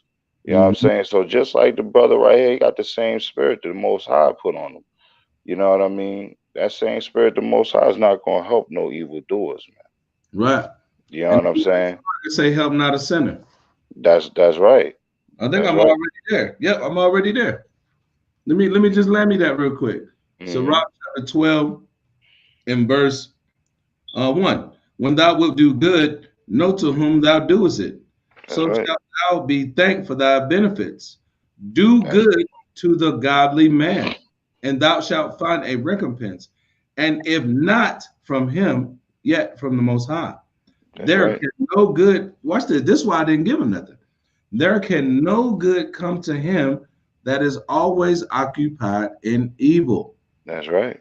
Nor to him that giveth no alms. There go that charity again. Right? So he out here begging, getting shot in his butt, but asking for cold ones. Not gonna happen. And ain't giving nothing himself. He not giving himself to the Most High. He not giving nothing to nobody else. Right. He just out here asking for stuff and getting shot in the ass. No. Not giving them nothing. It's not gonna happen. Now, if y'all need something, yeah, what you need, bro? I got you. It's nothing. Whatever you need, I got you. You my road. You know what I'm saying? I called Shia yesterday. I was like, "What you doing?" He's like, "Man, I'm chilling, man." I was like, "Man, you need some company? We come over there. We throw something on, eat something, whatever. I don't care. I ain't doing that." He like, "Nah, I'm gonna chill." He called me back. He was like, "Nah, y'all come over, man. I'm gonna throw something on the grill, man." So I'm saying. I called him back a little while later, like, "Yo, what you want on the grill?" I'm like, "What you need? Let me run to the store." You know what I'm saying? Grab some hot dogs and just chill with the kids. You know what I mean? And that's fire. And that's fire. And that's the way it should be, man. Right. And that's that, like you said, that's the way it should be. But we dealing with a different spirit. We dealing with the spirit that the Most High told us to deal with. You know what I'm saying? That's a godly man. I'm gonna help him out. Whatever you need. Food, clothing, raiment, whatever I got, that's yours because you're my brother. You know what I'm saying? That's right. That's the spirit that we got to operate in. We can't operate no other way. You can't be in this truth and be a damn selfish jackass. Like, let's be real, man. You know, everything is about you. No. Everything ain't about you, man. And that's why I wanted to get into this. Did you have more you want to bring out, Shoes? Nah, that's it. All right. Okay, Con. Job 5 and 19. Yeah. The book of Job, chapter 5 and verse 19. Right. He shall deliver thee in 6 troubles. Yea, and 7 there shall no evil touch thee. Well, you see that? No evil shall touch thee when you trust in the Most High. When you're doing the righteous acts. When you're doing the will of the Most High. Nothing like that's going to come upon you, right? Go ahead. Verse 20, in famine he shall redeem thee from death. One of the worst ways to die is from famine, bro, not eating, man. That junk painful. But guess what? The Most High said, you good. I got you. You ain't got to worry about that. Go ahead. And in war from the power of the sword. All hell break loose. Nation rising against nation. Esau versus Jacob. Jacob's trouble, right? The 2/3 of the streets throwing fire and Molotov cocktails. The sword can be anything used as a weapon. Don't necessarily have to be a real sword, because the modern day sword is a gun. All right. Let me bring this quick precept on that real quick. Okay. With that famine. It says this is Psalms 33:18. It says, behold, the eye of Yahweh is upon them that fear him, upon them that hope in his mercy, to deliver their soul from death and to keep them alive in famine. To do what? To keep them alive in famine. And we fear the Most High, so we hoping that He able to keep us alive in the famines. That's right. There ain't no good way to clock out, man. That's not a good way that you want to leave this planet. When your stomach digesting itself. Can I go all the way down to 22 real quick? Go ahead. Our soul waiteth for Yahweh. He is our help and our shield. Verse 21, it says, for our heart shall rejoice in him, because we have trusted in his holy name. We did what? We trusted in his holy name, that separate name. Yeah, exactly. The name of Yahweh. Yahweh. Right. Let thy mercy, O Yahweh, be upon us, according as we hope in thee. According as we what in thee? Hope in thee. We hope. Hold up, wait. I gotta go back to the young prince's precept earlier. Sirach chapter 2, right? Verse 9. Ye that fear the Lord, hope for good. That's right. And for everlasting joy and mercy. Hope. But you got to fear the Most High to get even that assurance of being able to hope. Because a hope don't mean that it's guaranteed. You hope things don't go wrong. You hope things go right. But the fear of the Most High is what's going to be able to get you there. You don't know what you got, what he got going on. You ain't got no hope. It's over. See what I'm saying? That's a perfect precept that you brought up. He said, and let mercy, O Most High, be upon us according as we hope in thee. We're hoping that he accept our works. We're hoping that the Most High is taking these lessons and we are on them streets. We're hoping that he accept that sacrifice. You see what I'm saying? We got to hope for that thing, man. You know?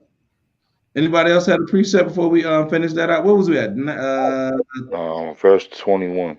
I got a precept for this 21, but I'll let that read first. Okay, the book of Job, chapter 5, verse 21. Thou shalt be hid from the scourge of the tongue, neither shalt thou be afraid of destruction when it cometh.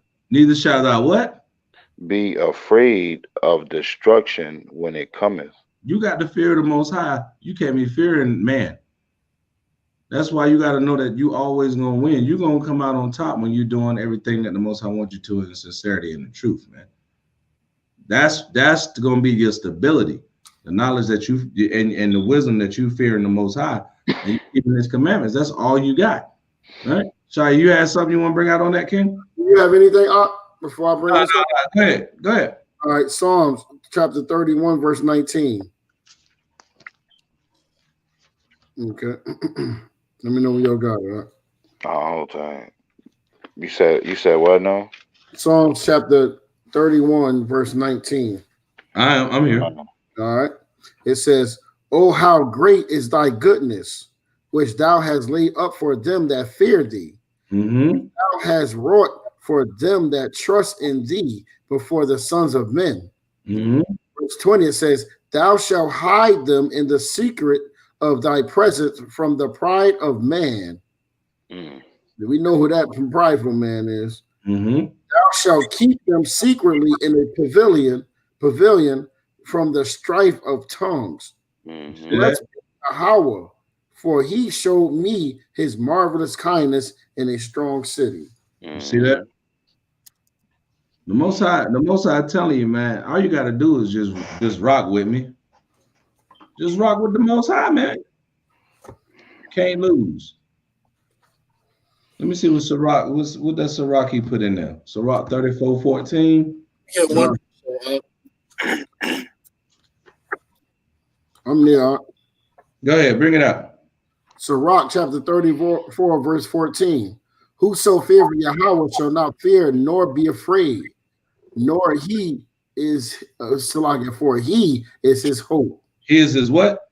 He is his hope. He is his hope. I'm not read 15. Right, go ahead. Blessed is the soul of him that feareth Yahweh. Read it again. Blessed is the soul of him that feareth Yahweh. You see that first word is blessed. Right? For fearing the Most High. Go ahead. To whom doth he look? To whom do we look? We look towards the Most High. Right? Go ahead. And whom is his strength? Who is his strength? Watch this. Go ahead. For the eyes of Yahweh are upon them that love him. The Most High is watching you and making sure you good. Go ahead. He is their mighty protection. He is what? Strong stay. He's their what? God, he is their mighty protection and strong stay. Watch this. A defense from heat. Shoot, remember you said, hey, you're gonna want that nice cold drink in that 1,000-degree weather? Mm-hmm. Right? So that's right. He's gonna be that what? Defense from what? From heat. From heat. And a cover from the sun at noon. When that mother beat down in the middle of the day and it's a total wasteland and desolate. That's right. Go ahead. A preservation from stumbling. A what? A preservation from stumbling. That means the Most High got you and you ain't gonna be able to fall into these different doctrines. And then help from falling. And a what? And then help from falling. Go ahead, get 17. Raises up the soul and lighteneth the eyes. He giveth health, life, and blessing. He giveth what? Health, life, and blessing. Go ahead. He that sacrifices of a thing wrong, fully gotten, his offering is ridiculous. His offering is what? Ridiculous. So you sacrificing and offering on the devil's, that offering is what? Read it one more time. I'm going to start up again. Verse 18. He that sacrifices of a thing wrongfully gotten, like they sacrificed to, oh man. Hey, what did they do yesterday? Got them booty noodles on you. He that sacrifices to a thing wrongfully gotten, his offering is ridiculous. Hey, this need to come out on Thanksgiving right here for real. Right. His offering is ridiculous, and the gifts of the unjust men are not accepted. Go ahead. Oh man. The Most High is not pleased with the offerings of the wicked. Read that again. Hey, bro, wait a minute. Read it again. The Most High is not pleased with the offerings of the wicked. Right. Neither is he pacified for sin by the multitude of sacrifices. Just because a lot of y'all niggas doing the same thing don't mean the Most High dealing with that. Go ahead. Whoso bringeth an offering of the goods of the poor doeth as one that killeth the son before his father's eyes. And who's that talking about? That's talking about Yahawashi. Every time we still do these sins and go back, we putting Christ back up on the cross. Every time we putting him right back up there. You saying it ain't no sacrifice for sin. Well, Christ did it, so why you still sinning? We established the law. We supposed to be establishing the law. All right? That's like killing a son in front of his father. Go ahead. And you know, this is also going to, you know how they take the offerings from the poor, bro, and they get things for them. Like they got these big houses and you know what I mean, nice cars, and the poor, and these jokers living in huts and they catching a bus to church. You know, they live off that. That's crazy. Yeah, let me read that one more time. It said, whoso bringeth an offering of the goods of the poor doeth as one that killeth the son before his father's eyes. Watch this. Watch verse 21. The bread of the needy is their life. What Benjamin just say? They get what off? They get what off the poor? Read it again.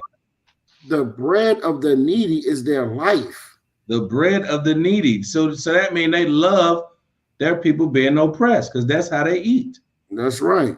He that defraudeth him, therefore, is a man of blood. Mm-hmm.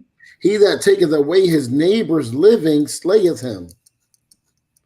And he that defraudeth the labor of his hire is a bloodshedder. See that? That's heavy right there, man. That's heavy right there, man. But you know what, though? They're only able to do that because our people don't want to be righteous. That's right. Our people don't want to come back. It feels good to them. It tastes good. Being stupid is feeling good because that way you ain't got to think about nothing. Man, look at this 22, brother, on Job. Yeah. Come on. Job chapter 5, verse 22, it says, at destruction and famine, thou shalt laugh. Do what? Come on. At destruction and famine, thou shalt laugh. Right. Neither shalt thou be afraid of the beasts of the earth. And the Most High say, wait. Let me get some. Let me get some. You know, Isaiah going on this too. Mm-hmm. Yeah, you know what's messed up about that verse right there you just brought out too, is the fact that, you know, I don't even think our people really take into account, because many people look at the Messiah as the Most High. You know what I'm saying? So they misunderstand the passion that the Father had for the Son. So they don't even realize the looking down from the heavens upon his Son being tortured. You know what I'm saying? Before his very eyes, man. That was torturous to the Most High, man. You know what I'm saying? So how much more sore punishment shall he put upon the sinful nations, man? That's right. And you know what? In the same way he look at that, he look at how we're being treated. You know what I'm saying? The same way. That's kind. Remember, he said that he was only a little angry, but they forwarded the affliction. And he also said what? He said, who them that touched the apple of my eye. Yo, let me tell you, man, the Most High is about to turn up, man.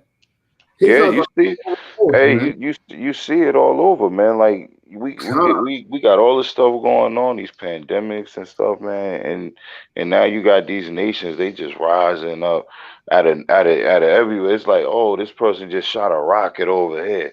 This nigga just shot a missile over there. Like, yo. Yeah. But you know what's crazy? It's just like Egypt. They don't want to let his people go, bro. You know what I mean? The Most High hitting them with this, and he hardened in their heart, man. Like, they don't know what's going on. They don't see us out there teaching, but no, they see it, but they want to keep bringing stuff on our people, man. And it's going to get worse. The relentless. Yeah, it's going to turn over through this next wave, man, and this vaccines and stuff, bro. It's going to get even worse, man. All praise. All praise. Hey, look, yeah, calm. Because he said, read that Job 19 and 21. 5 and 21. 5 and 22. 5 and 22. At destruction and famine, thou shalt laugh. What? At destruction and famine, thou shalt laugh. Shalt laugh. That's good. Go ahead. You want me to go ahead? Yeah, finish it out, King. Neither shalt thou be afraid of the beasts of the earth. Neither shalt thou be afraid of the beasts of the earth. Go ahead. All right. And for thou shalt be for thou shalt be in league with the stones of the field. And watch this. And the beasts of the field shall be at peace with thee. So when they think they're gonna go off the grid, they're gonna be getting eaten by bears and pumas and lions. They're gonna be in the wilderness getting ran over by elephants. Guess what? The men of the Most High gonna be able to just, you good, chill. They're gonna be watching over us. Like, hold up, you know what I mean? You can't even come this way. Chill. We're gonna be sending out lions at them, bears at them. Right. Esau got to kill him. You got a precept you bringing out on that? No. Go ahead. All right. The book of Hosea, chapter 2, and verse 18. um, the book of Hosea, chapter 2 and 18 reads, In that day will I make a covenant for them with the beasts of the field, and with the fowls of heaven, and with the creeping things of the ground, and I will break the bow and the sword and the battle of the earth, and will make them to lie down safely. You know what I mean? So we gonna be at peace with the beast, just like we just read over there in the book of Job. You know what I mean? And we're gonna have a nice, friendly covenant with them. And you know what? Listen, before they turn over to eating grass, the lions again, you know what I mean? And we gonna be sending them out, man, to fight these battles too, man. Right. You know what I'm saying? They're gonna hear us. With that too, actually. You say you got what? I got another precept with that when you're done. Yeah, I got one more too. I got one Go more. ahead. But no, go ahead. Finish what you was at. Finish where you was at, King. Now you go ahead. Oh, okay. I got Psalms 91. No, go ahead. I'm gonna hit edges real quick. I can kind of go up Psalms 91 a bit, but I'm gonna cut it. But okay, so like I'm gonna go up to 7 real quick. I'm gonna read it. I'm gonna go through it. 1,000 shall fall by thy side, and 10,000 at thy right hand, but it shall not come nigh thee. Only with thine eyes shalt thou behold and see the reward of the wicked, because thou hast made the Yahweh, which is my refuge, even the Most High, my habitation, thy habitation. Salakia. There shall no evil befall thee, neither shall any plague come nigh by thy dwellings. For he shall give his angels charge over thee, to keep thee in all thy ways. They shall bear thee up in their hands, lest thou dash thy foot against a stone. Thou shalt tread upon the lion and adder, the young lion and the dragon shalt thou trample under feet. He hath set his love upon me, therefore will I deliver him. So therefore, I will set him on high, because he have known my name. See that? Because he did what though? Because he have called upon my name. See, we gotta know what name to call on. Mighty Yahweh. You gotta know what name to call on. You can't just be out there like Jesus. No. Kill her just for that. Right? Let me get something real quick. Let's get that second Esdras 16. Since the brother brought out the destructions. All right. We'll get that second Esdras 16. Let's get I'm gonna get verse 17. No, verse 18. Right? Because you said it's just starting, but it's gonna turn up more. Didn't you say that, Shu? Yeah, it's coming. It's starting. This is just the beginning, bro. Right? You can go all the way up to 14, but you say 17? No. I'm gonna start at 18. Start at 18. Yeah. The second Esdras chapter 16, verse 18. Right. Beginning of sorrows and great mournings. That's what's coming. Go ahead. The beginning of famine and great death. That's what's coming.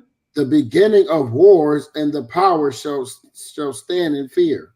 Then you say they out there shooting little rockets and bottle rockets, shooting down everybody, just loading up new guns, and where you get that from?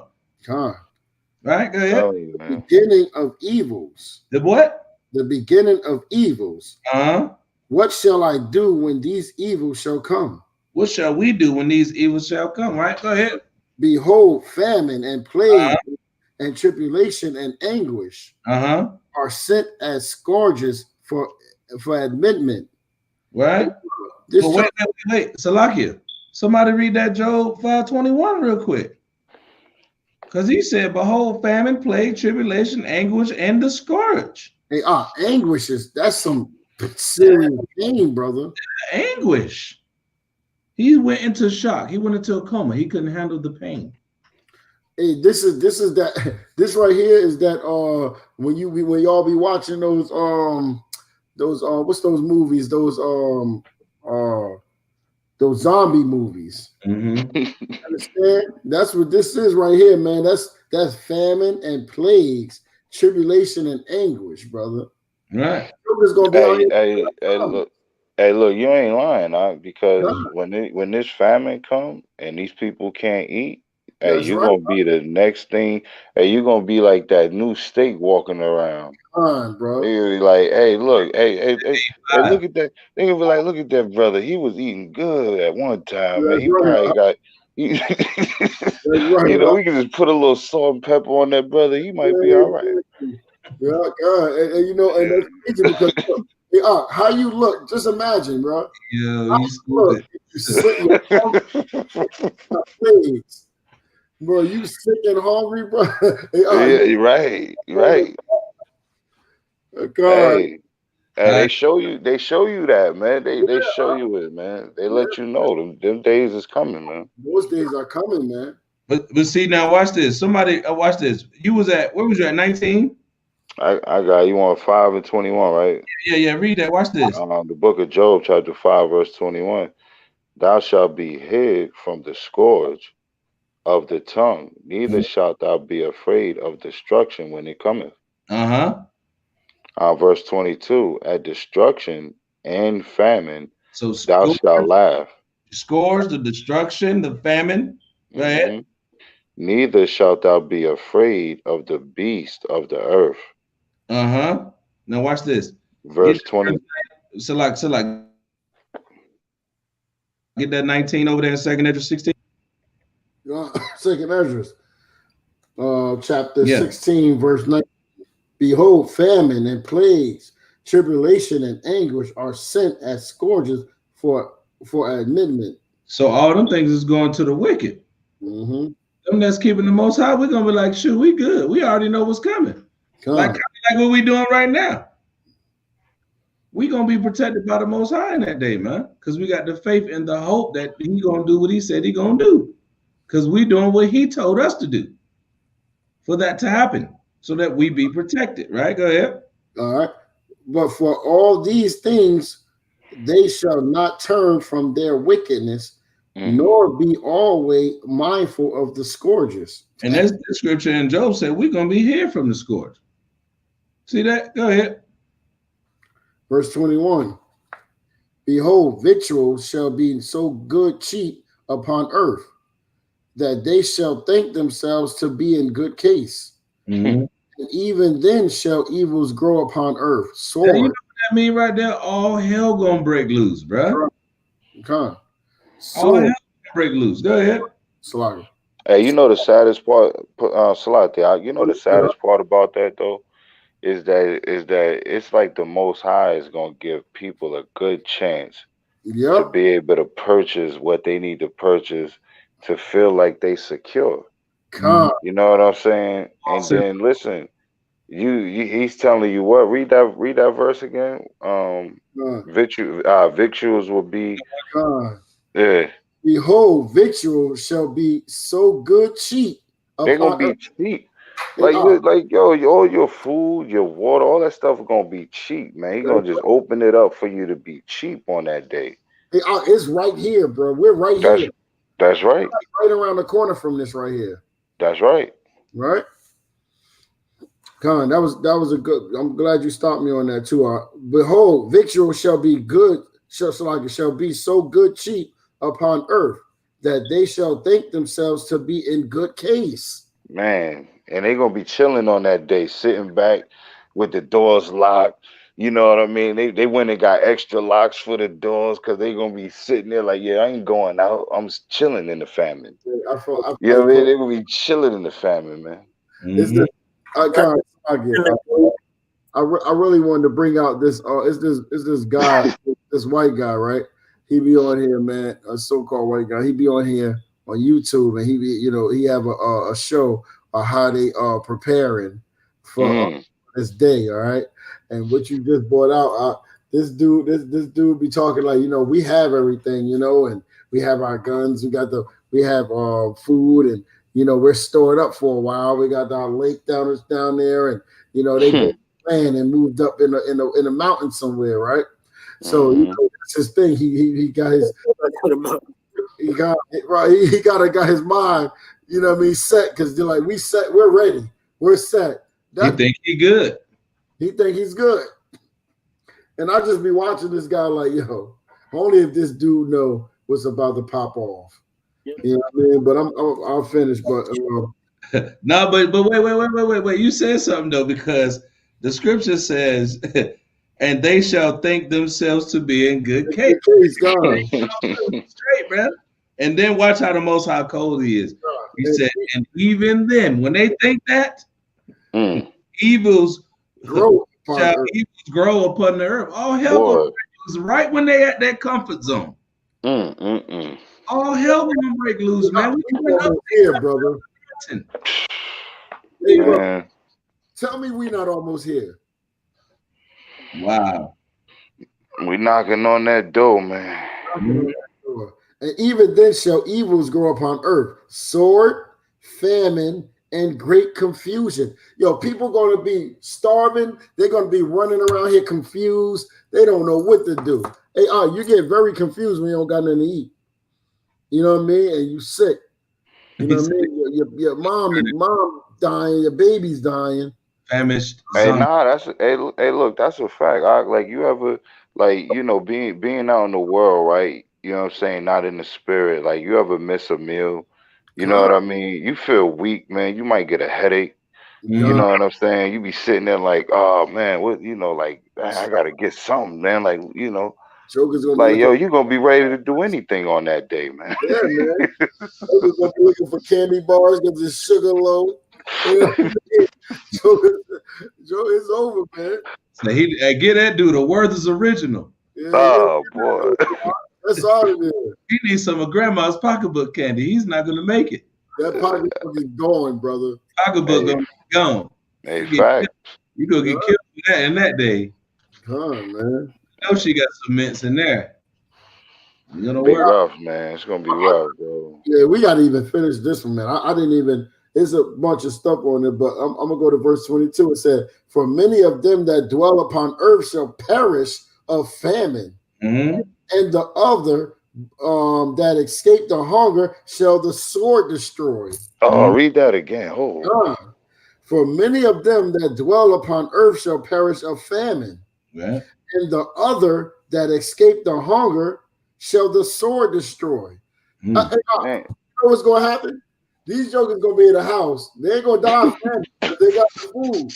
But that brother, but you got them jokers coming through that roof that you thought was secure. Jokers coming through the roof or wherever they got to get to, and they're going to put that sword on you.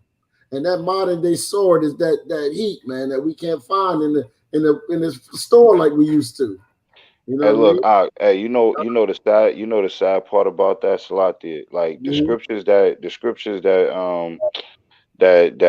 we linked up about, over there in the book of Acts, you know what I'm saying, that you brought out over there in the book of Philippians about helping out our people. The importance of helping out our people, right? Like, could you imagine somebody storing up so much goods for themselves on that day to escape the famine? Just to catch that sword because they was not thinking about the brother next to him. That's right, that's right. And you know what's crazy? The elders brought that out at the Unity camp. You said he right on time, God, the elders brought that out. He was like, yo, y'all need to connect with brothers because in that day, we're gonna have to be looking out for each other. That's right, man. Like you got people that's so prideful right now. They thinking, hey, look, I got a couple hundred here. I'm just gonna stack up for myself. Ain't nobody thinking about what we can do collectively, man. That's right. We got so much pride on us still. Even going through this time we going there, man. But you gonna be there. You know what I mean? Yo. You said what? Yeah, Gael, hey, that brother right there. Hey, look, in that day, we ain't gonna have to worry about the sauces or hoodies. God. You got a brother right here. We good. God. Praises, man. Hey, congratulations on the baby on the way. Yeah. God, all praise. Yahawashi Shabrakatah. Blessings to that brother and his family. Hope all is well with the new prince or princess of the Most High, man. Hey, I gotta continue down. Yo, bro, this is a lot of meat, brother. And you know what's crazy? We broke down this whole chapter on one of the joints too. Yeah, we did. You know what I mean? You know, it's almost like you gotta keep bringing this. You know. Yo, for real, bro. Mm-hmm. For real. The more you read it over, man, there's so much meat here. You know, it's scary, man. That's right, man. That's exactly right. It's right here because it go down with it. Let's get to Job 24. Right? Read about the beast being at peace. So let's get Job 24. Let's read it down, and then we can finish out the last few minutes with the rest of that second address. Come on. And verse 24 of Job chapter 5, verse 24. And thou shalt know that thy tabernacle shall be in peace. Mm-hmm. And thou shalt visit thy habitation, and thou shalt not sin. Shall not sin. Mm-hmm. Verse 25. Thou shalt know also that thy seed shall be great. Whoa. Didn't the scriptures say to the wicked, woe to them that give suck? But this talking about the righteous seed. Right. You good. Go ahead, read it again from the top. Thou shalt know also that thy seed shall be great, and thy offspring as the grass of the earth. Right. Thou shalt come to thy grave in a full age. In a what? In a full age. See, that's when, but earlier it said we're gonna be laughing at the famine and everything that's going on with the wicked. You can't get there unless you make it through that. He said a full age. Go ahead. How did you survive the famines of the 20s, the 2000s? All right, we don't know. The Most High. Right. Go ahead. Like as a shock of corn cometh in his season. Mm-hmm. So like it says, lo this we have searched it, so it is. Hear it, and know thou thou it for thy good. And know thou it for thy good. See that? Know thou what? Know what's going on for your good. Know that the righteous will always win with the Most High. That's for your good. Fearing the Most High, guess what? That's for your good. Then you'll be in a position where the Most High can, you be laughing at this stuff, man. People are going to be losing their mind.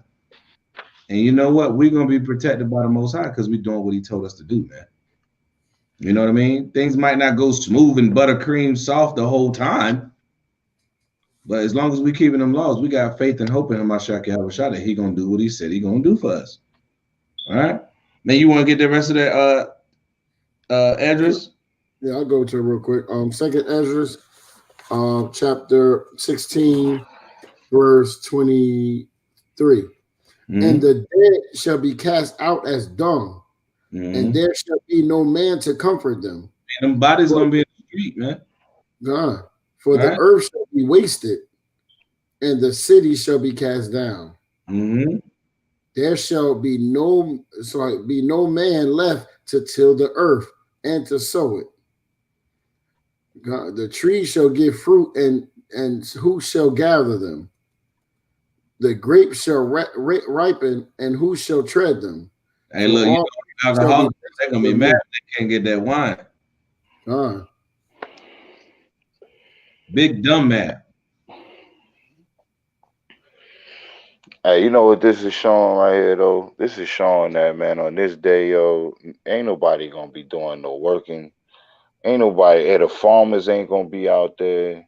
Nobody. This famine gonna be so strong, man. The farmers is even gonna hang it up. They're gonna be like, man, the hell with these letters. You gotta plant the lettuce seeds. You know what I'm saying? You'll be like, man, I'm not tilling this ground, man. You know, because they already done broke the law. You know, they've been breaking the laws for thousands of years. You know, they were supposed to let the land. Yeah, they were supposed to let the land rest. You know what I'm saying? Right. So they ain't gonna be tilling nothing. Yeah. You want me to shut my farm down for a whole year? Oh, it's gonna rest that day. We're gonna be in that day. Oh man. But yeah, man. All praise man. All praises, man. Like the title says, man. The righteous will always win with the Most High, man. That's right. We took y'all through Job, right? We took you through some Esdras. You got plenty of precepts, man. So your precept game should be getting real nice, man. You got brothers that's bringing this out in sincerity. We have fun on the broadcast, man. Pull up the scriptures, man, from the brothers and sisters in the chat. You know, and we do this, and we feel honored to do this, man. You know, so like, highlight Gael baby net Prince Shamar. All praises, man. All praises. We got the young Prince Shamar, man. All praises, man. Young Prince. A new prince, man. Can't wait to meet the young prince. Saying, might have to get some tassels, man. Get the young prince his first set. Let me be that honorary. Get some tassels, man. You know what I'm saying? Kwame Yashala. Kwame Yashala for the brother, man. Bringing a new warrior to the fold. A potential 144 sauce, brother. You know what I'm saying? Gonna have him up in there whipping, stirring the pot. He got the other standing on the stool. Daddy! Hey, Daddy, this is how you want it. Hey, that's how we do it, man. All praises, man. So, yeah, but that was an announcement right there. The brother Prince Shamar, man, from the brother Gael Yashala having a beautiful baby boy, man. Hope that brother is able to get some rest, and his seed is beautiful and healthy with no complications, man. You know, we hope that the Most High, you know, protect that baby. We're gonna all be in this. He's gonna be in our prayers, man, because that's our brother, and that's how we got to deal with our people, man. We got to make sure that we able to look out and suffice, because that brother's doing what he's supposed to do for the Most High, man. That's a righteous brother that's trying to do right, man. So, you know, all praises. I already know these brothers on here, man. Whatever we could do, you got it. It's not even a question, man. Not even a question. You know what I mean? With that, let me see if there's any announcements that we got going. Nah, for this week right here, we're just gonna have our but we're gonna hit the streets tomorrow in Durham. Bring out the word. We're gonna be going out to 2:33 o'clock. Hit the streets and just go in until, you know what I'm saying? Go in until, bring out the words of the Most High. The following week, we're gonna be getting ready to set up for Hanukkah, which we'll be bringing in Tuesday the 8th, and we'll be going in for that week. We'll probably do more fellowshipping over that weekend, a Sabbath day, that Friday, Saturday. That'll be more inclined, as brothers do still have to work during those feast days, but it is a feast week. So we'll fellowship more there and close out the feast the following Tuesday. We'll be at Yahawashi camp next week in Raleigh. We're gonna help with them brothers over there, fellowship, bring them some good tidings, meet the baby, you know what I mean, all that kind of good stuff. And you know, that should be a good time, Lord willing, you know, to keep all the brothers safe and everything. What else we got? Let me see. We got, if you need handmade tassels, women's accessories, beard growth oil, you can contact us at Congregation of the Mighty 821 Gmail. Get you some good products, man, all natural, handmade, you know, good products, man. So if you need something, just hit us up. Congregation of the Mighty 821 at gmail.com. What else we got going on? If you want to do alms, remember alms blot out a multitude of sin, right? And we don't do tithes. We don't want 10% of your check or anything like that. But anything that you could do to help us push the ministry, push the word, if you're seeing this, and the Most High laid on your heart to help us out, push the word, that'd be greatly appreciated. So the water for that. Hope everybody in the chat was liking it, subscribing it, sharing it, putting on your posts, putting it on your YouTube, your Facebooks, your social medias, all that good stuff. We don't mind you sharing it because we're bringing out the words of the Most High. With that, as always, we're going to say Kwame Yashala. Kwame Yashala. Right? Kwame Yashala. And we're going to say, in the name of Yahweh, Ba'Shem Hamashiach Yahawashi. Sure. Thank you. The water to everybody that was in the chat. Thank you to you brothers. The water to you brothers for joining in. Hope you got edified. And with that, if nobody else got nothing, we're gonna say shalom. Shalom. I see you, brother. I got something real talk if you want to hear. Okay. Yeah. Go ahead, kid. What you got? Real quick. You know, because we kind of went a little heavy on the people right there. So let me just bring this one out real quick so they know the most highways at the book of Second Maccabees. Okay, kind of. Second Maccabees chapter 6 and verse 12, real quick. To 16 for the people. Mm-hmm. So the book of Second Maccabees. Huh? What is it again? I'm sorry. Second Maccabees. Chapter 6 and verse 12. Got you. The book of Second Maccabees, chapter 6 and verse 12.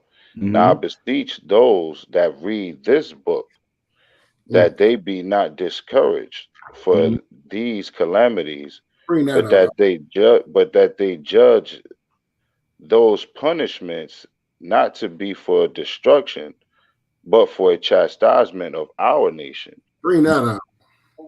For it is a token of his great goodness when wicked doers are not suffered any long time, but forthwith punished. For not as with other nations whom Yahweh patiently forbeareth to punish, till they become to the fullness of their sins. So dealeth he with us, lest that being come to the height of sin afterwards, he should take vengeance of us. And therefore he never withdraweth his mercy from us.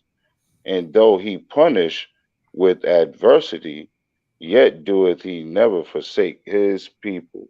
Read that last line again. He never do what?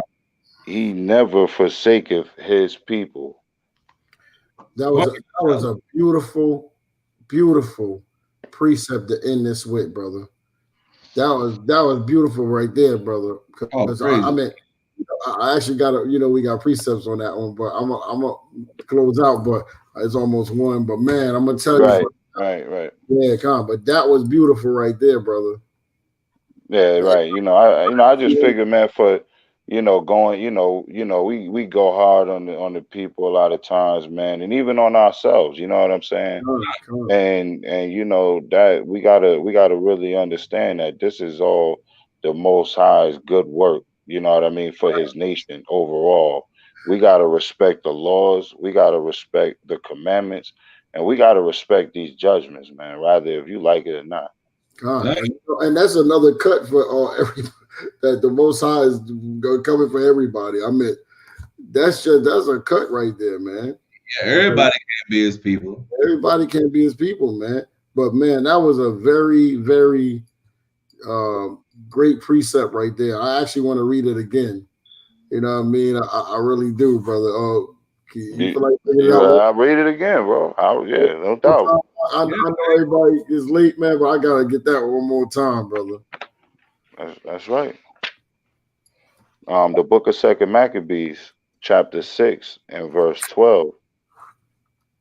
Now I beseech those that read this book that they be not discouraged for these calamities, but that they judge those punishments not to be for destruction, but for a chastising of our nation. For it is a token of his great goodness when wicked doers are not suffered any long time, but forthwith punished. For not as with other nations whom Yahweh patiently forbeareth to punish, till they become to the fullness of their sins, so dealeth he with us, lest that being come to the height of sin afterward, he should take vengeance of us, and therefore he never withdraweth his mercy from us, and though he punish with adversity, yet doeth he never forsake his people. Beautiful. Beautiful. He never forsake his people, man. That's then, hey, man, all praises, man. All praises for that, man. Like you said, we go hard on the people, we go hard on ourselves, but at the end of the day, it's all about building up those righteous acts and having the right frame of mind to continue this walk, man. Continue this journey, man. It's gonna be ups and downs, bumps in the road, but hey, remember what he said at the last, man. He never forsake his people. That means you're gonna always win. You always gonna win, man. No matter what, you might be down 20 points in the fourth, 5 minutes left. Guess what? You trust in the Most High, you're gonna always win. And that just put what they said, the nail in the coffin, right?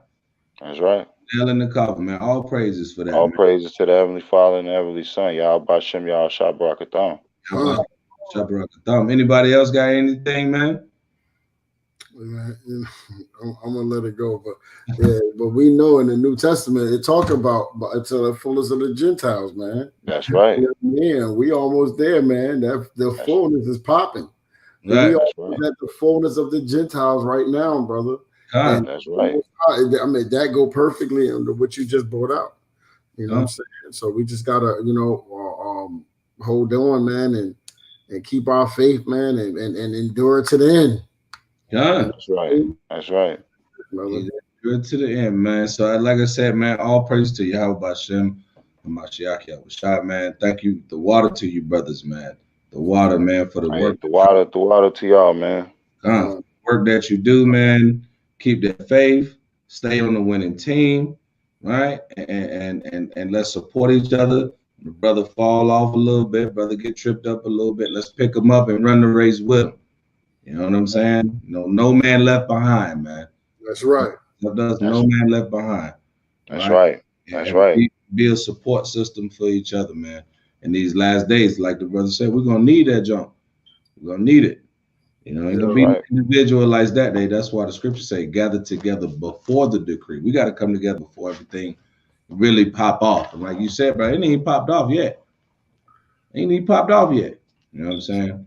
But man, like I said, man, all praises, man. Love you, brothers, man. Keep your spirits deep, man. We got camp tomorrow. About to hit this some grub, get a little bit of some water, hit the bed, man. And I need me like 2 bottles of water. I ain't had none while I was sitting here. I gotta get something. He preparing for the last days. You gotta keep that voice. Yeah, calm, man. Calm. He rehearsing the acts. That's right, man. I just want to add this in too, man. You know, for brothers, man, like, you know, we not perfect as of yet. We striving for that perfection. Brothers that might fall, you know what I mean? Always know you can pick yourself back up in the spirit. Don't fall off to the walls, man. Don't lose your courage. You know what I mean? Keep on going. You got brothers you can call, pick up the phone, hit them up, man, and let another brother build you back up in the spirit. You know what I mean? Because that's what we all here for, man. Even us, man. No matter what we dealing with, don't be afraid to tell somebody else what you're going through, because you never know what another brother might be able to do for you. A righteous man falleth 7 times and pick himself back up, man. Don't let your sins that you might commit, you know, cast you away from this, man. And think that, you know, you done did a sin and, you know, you sinned and you can't come back into this, man. Can be redeemed. You know, that's right, man. Keep building yourself up and stay strong, man. That was a beautiful ending, man. You know, y'all got anything, man? Nah, bro. That's it, bro. All right, man. That's it, man. That's it. Shalom to you, brothers. And shalom, y'all.